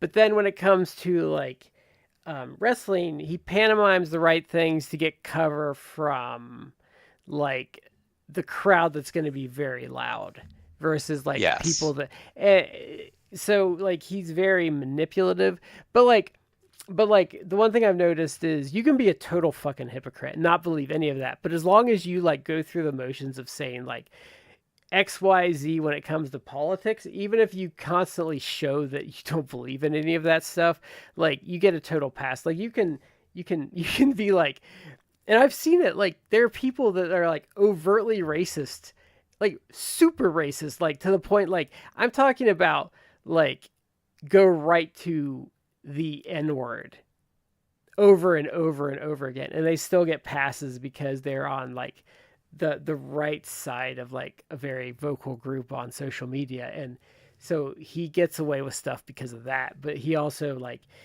also kind of appeals to a very loud segment of the wrestling population, which is kind of hilariously the opposite of the other group.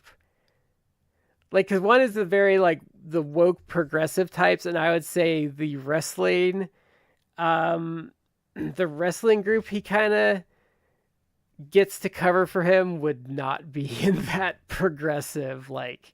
It's not like the cringy anti woke stuff. He doesn't like.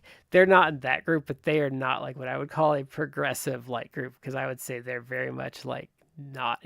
They're the things that like the progressive group would rightfully call out as being a little too much in the into the like isms of the world. Yeah, I would agree with.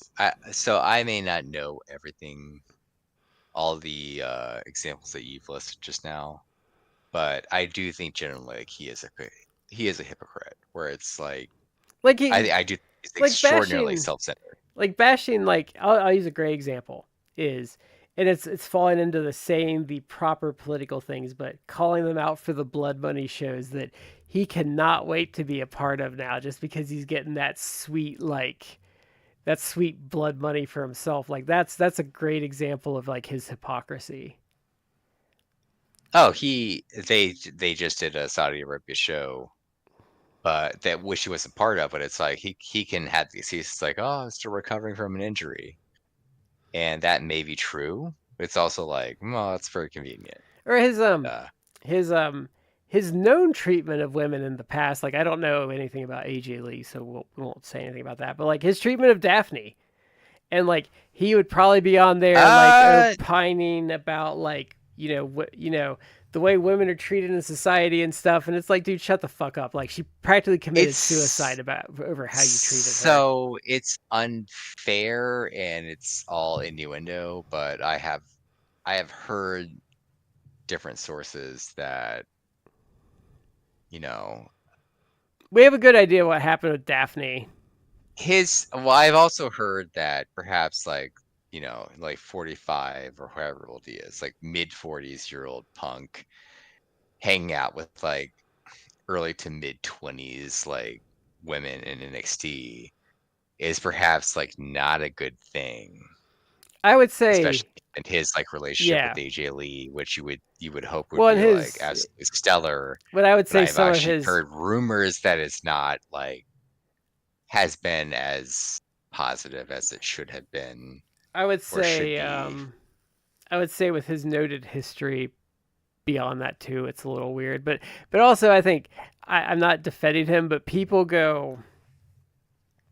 people online get super weird about any age difference that's more than like 2 years when it comes to, anything. Well, that's also people on social media can be weird, where it's like,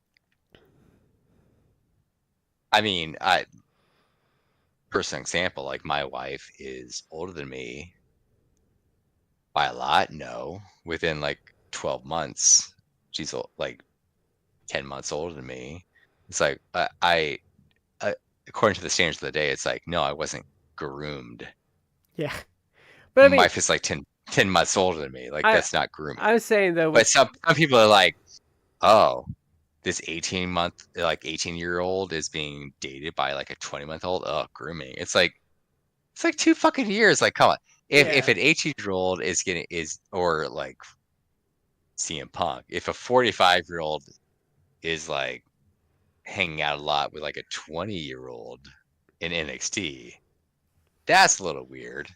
I would say though, Uh, I would say where I think it's weird is based on like what we know about his history. But like, if well, it was yeah. like, if it was like, I mean, like, if it was like Shawn Michaels, I'd be like, yeah, whatever. Like he's a teacher, he's doing this stuff. But I think people online would still be weird about that because of the age difference. But it's like, I don't know, like I mean, like if you took his history out, and it's just like, well, maybe he just he's just going down there. He's doing some classes, and they just wanted to hang out with him, and they took some dumbass pictures, and they have some cutesy pet name for him because that stuff does happen.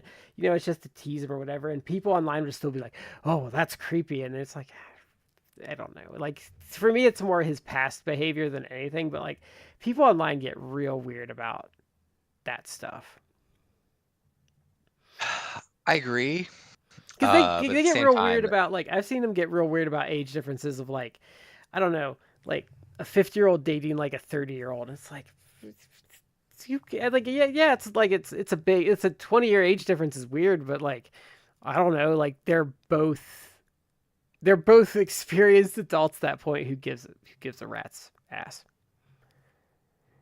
with respect to CM Punk specifically, It like it's a little sus because of his behavior.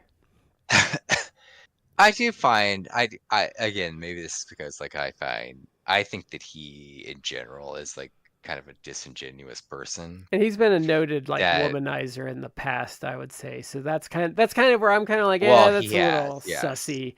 But But like, it's also like, oh, I'll wear a t-shirt that says like trans rights or human rights, or I'll wear a t-shirt that says like yeah, keep your hands off my uterus, whatever. It's like, okay, well, maybe like we don't talk about politics on the show, but it's like, okay, well, maybe I might find common ground or understand those positions or agree with those positions. But at the same time, it's like you're doing that. At the same time, it's like you cannot wait to leave AEW and sign with the company that is very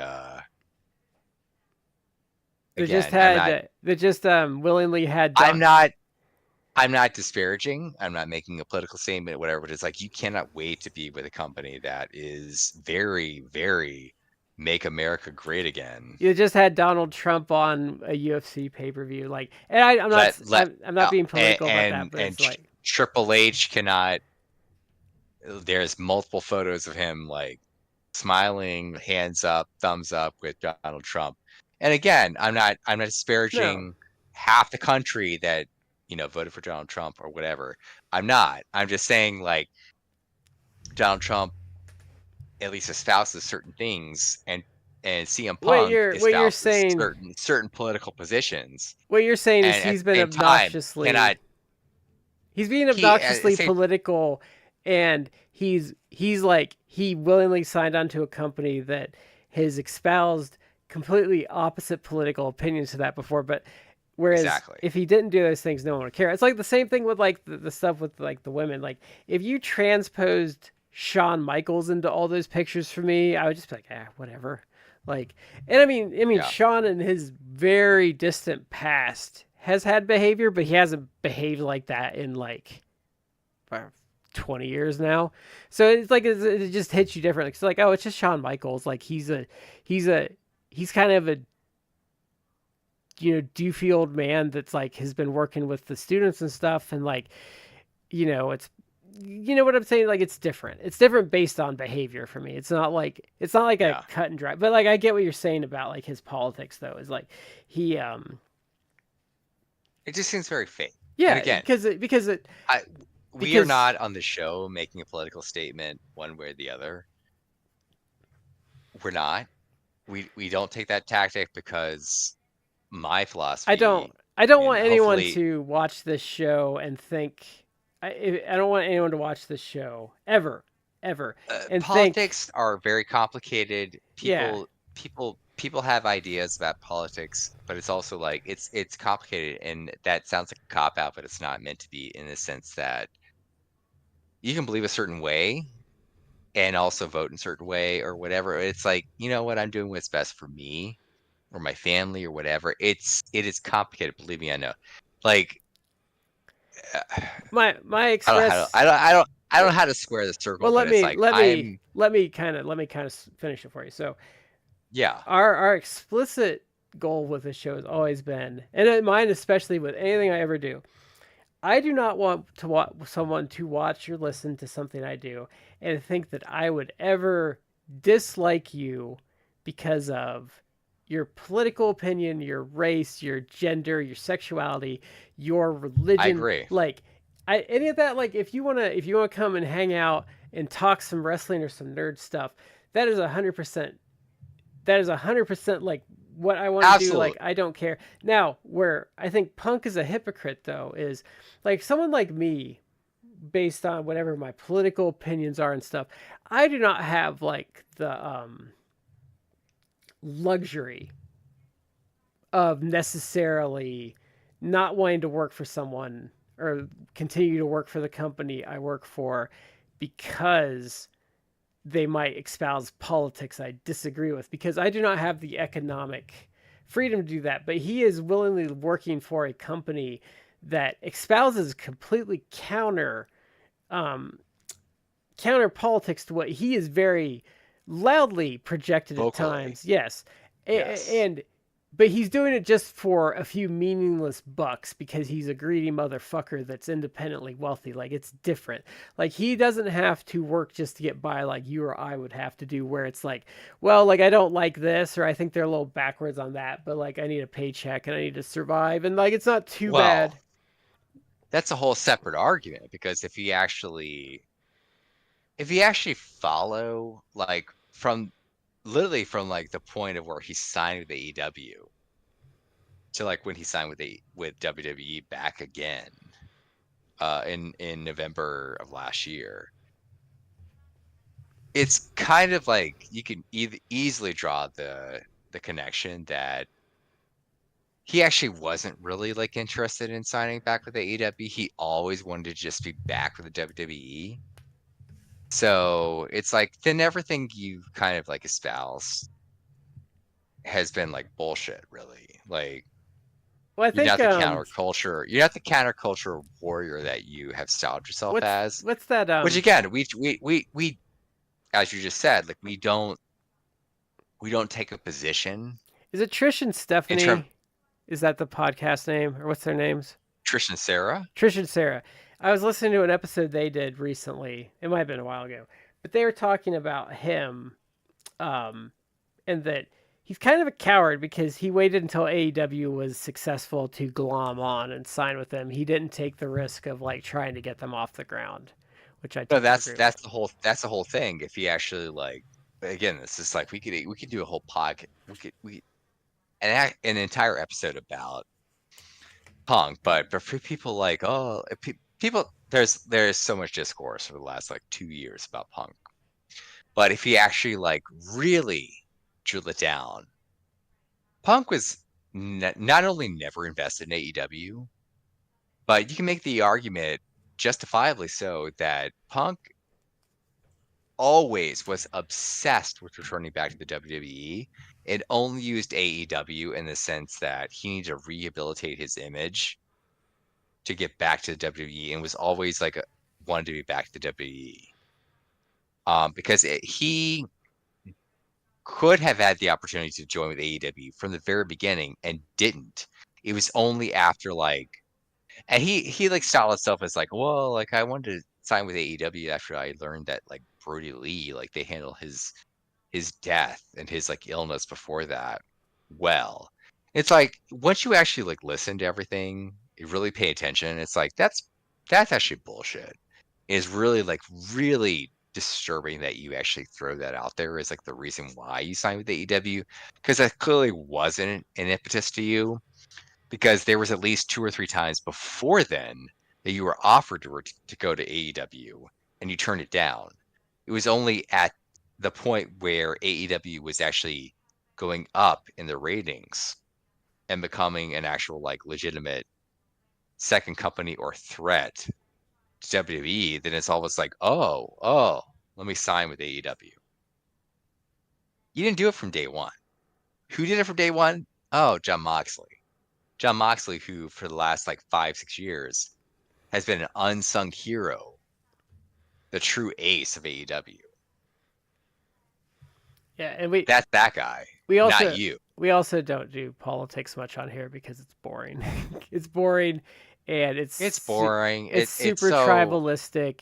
it's very tribalistic. I think We try what we try to do on this show is be fair yeah, and logical. So but like I mean to bring back but like I also think like a lot of stuff like both sides are cringy. Like I'll say like I don't like the woke stuff, but I find like the people that are doing like the anti woke stuff that are just as cringy and like guilty of like doing everything like that they hate yeah, about the woke stuff in reverse, and it doesn't work for entertainment because like you're doing it to you're doing it because you want to be anti woke, but it's like no, you're making the same mistake with your writing because it's still coming from that place and you're trying to like be against that before you write a good story. So it's like like control your narrative was like kind of like that, which I thought was uber douchey. yeah,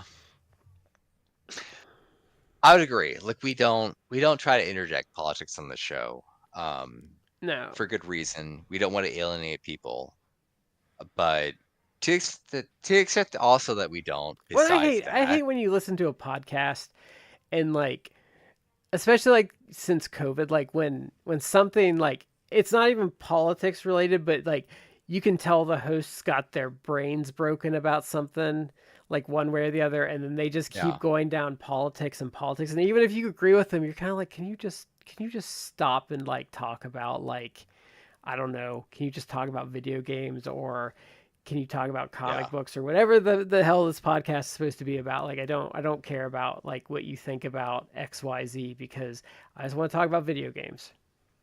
yeah. To the extent that I mean, we just talked like a bit about CM Punk, but That's more it's about hypocrisy than it is like the politics. exactly. It's not because like we are like taking like this bright line stand up on the politics. It's more like Like if he was talking we, about if he was in the same position and let's say he was like because we just talked about his like obvious liberal things he espoused.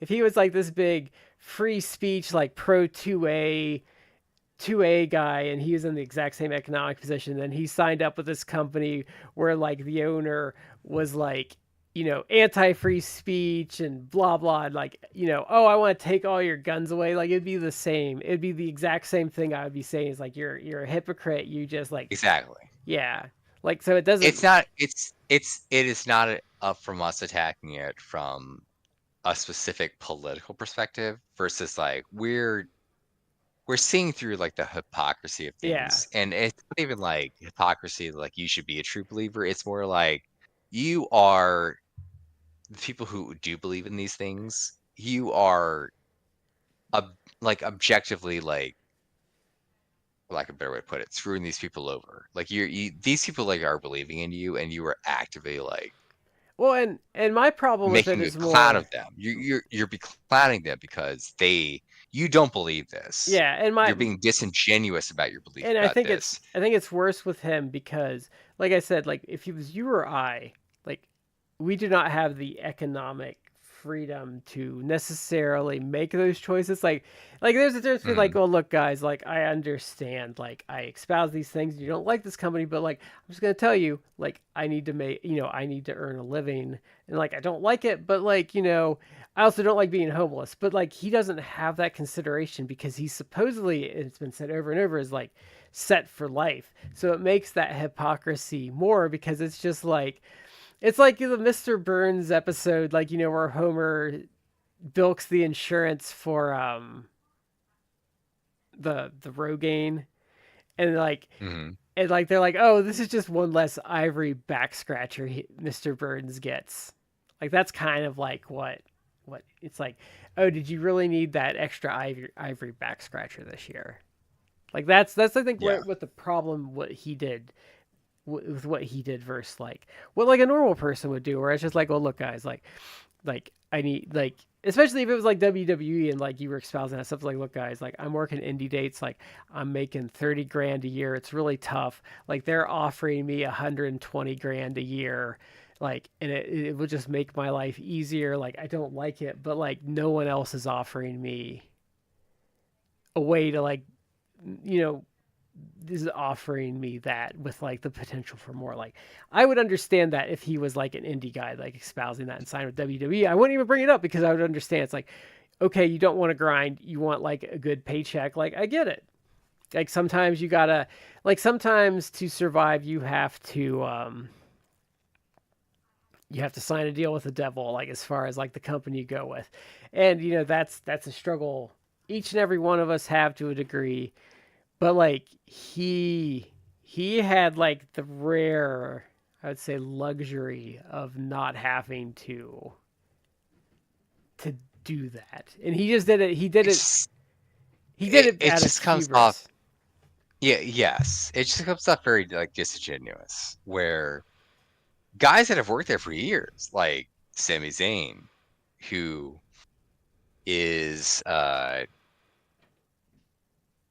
who has not like actually shown up historically. He's not shown up to like the Saudi Arabia I shows. think he finally did He recently. recently did, I That, think. but that's actually like my biggest issue with events on those is like I would if I owned a big company like that and someone told me, oh, someone that works for you can't be here because of their like race or Ethnic religion, background, yeah, ethnic yes. background, I'd be like, fuck you. Like then there's no show. Like either they show up or like you can go fuck yourself in your fucking contract. Like that is my exact philosophy, and I do not care how rich I was. It'd be like, yeah, you can shove that straight up your ass. Like you do not tell my people that work for me that they are not allowed on Mhm. here for like those specific reasons. Like that's bullshit. Like that is, Yeah. I actually lost, I didn't have like a ton of respect for Vince, but that's where I lost all respect for him, is like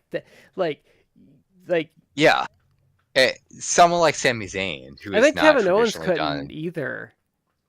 well. I think a lot of I'm sure a lot of that was probably like because of his legitimate real life friendship with Sami Zayn. Yeah, but And Sammy is someone who he's French Canadian, but he's of Syrian descent.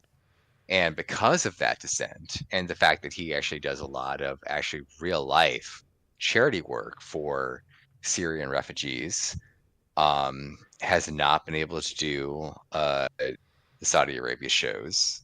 Part of that has been like his political and ethnic beliefs, because of that. But he recently was able to do like I think the most recent show. I think he did one last Um, year. I think that might have been it's very recent. It's very yeah, it recent. might have been last year though. I think he might have done like a couple now. Yes, But but like he has they he. couldn't have the women on the first couple either, I don't think. Oh, and when they have showed up, it's been like, let me cover you like head to toe in almost like a burqa, but like clearly Well, like, and and it's like, okay, remember the first or the second one was right after that journalist got like brutally murdered. And remember even poorly murdered. and, That's the whole political thing, yeah. and But remember the State Department was literally begging them not to go.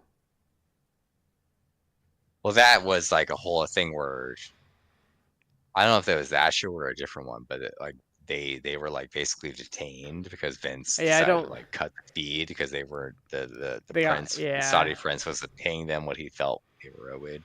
I think that might have All been right, the same that's a show, but I'd have that's to a go. digression. Yeah, But point is like Sammy historically was not part of these shows. Like recently has been allowed to. Kevin Owens does not have any like Arabic or Syrian descent. He just was doing that because he is lifelong friends with Sami Zayn. Because they're both French Canadian guys who came up the same system. but But I lost Kevin all. Owens is seems like seems to legit be like a great, beautiful person. Yeah. But I lost all Um, respect. I lost all respect for Vince when he let the no Sammy on the shows fly like that. That to me yeah, was like I don't know even how to put that into words, but like it was disgusting that Vince like was okay with that. because Vince He just wanted to make just money at the end. I don't even think he prioritized the dollar versus and I don't even think like the Vince of like the 2000s would have like been okay with that. Like it's a distinct like there was like a distinct decline in like Vince the person like as time went on. he if he if he probably I would agree. Um, the Vince from like 10 years ago from that maybe would have considered Sammy more of a personal friend, and then maybe he would have taken a different tactic. But he may have ended that with guys like Cena. Maybe like Cena was like the last like kind of round of people that he considered like a personal friend. Yeah. Because Cena, unfortunately, like this is a negative towards John Cena, who otherwise is a somewhat sympathetic, a likable person, but Cena still has like positive things to I say about think Vince. so I have theories about that. And I don't I just think so I know people are upset about that. I honestly just think that it's more a testament to like the human being like Cena is versus anything Vince did. I think Cena is just like a good like he's just such a good like human being. I think like really with him it's more like look, I know he did something terrible, but like he's meant so much to my life. It's really hard to like get, feel terrible about like the person. You know what I mean? Like Cena really just comes across as like this super loyal, like look on the bright side. And I think like I don't know, I get it with Cena, but like I kind of understand where he comes from. Like I don't agree with it. Like I think sometimes you do have to realize like, oh, I should probably like cut bait on this, and it's a bad look, and there's obviously some messed up stuff going on. But I think for him, like it's just not how he works because there's oh what's her name she does nailed it, and she does that TBS show with him, Nicole Byers, Okay. and she was talking about like working with him, and she was like, she had mentioned something about like, don't you hate it when people come up and like, say your catchphrase to you and stuff, and he was like, no, like that's how like these people connect with you, and she was talking about how positive like he was, and like these people would do something and be like, oh, like I just wanted to like do this course, and they'd be sitting up there watching them, and they'd be like, oh, I just wanted to shake your hand, John, and all this stuff like after the course, and he'd always like have time for them and everything, and like what a positive like human being he was, and how he always had like time for everyone. And I was like, oh, okay. Like so I kind of got it a bit there. But it is very late. So I think we're going to call this a night. So thank you everyone for watching. And join us next week. I don't know what we're doing next week yet. We still have a couple of things on the plate to do. Like, we're going to do more Randy Savage in Memphis. I know we're going to be reviewing PCU pretty soon. Maybe we'll do that next week. And there's a couple other footage things we wanted to watch. I need to look at what the list says. But so, thank you as always. This has been the 4 Corners podcast, and we will see you next time.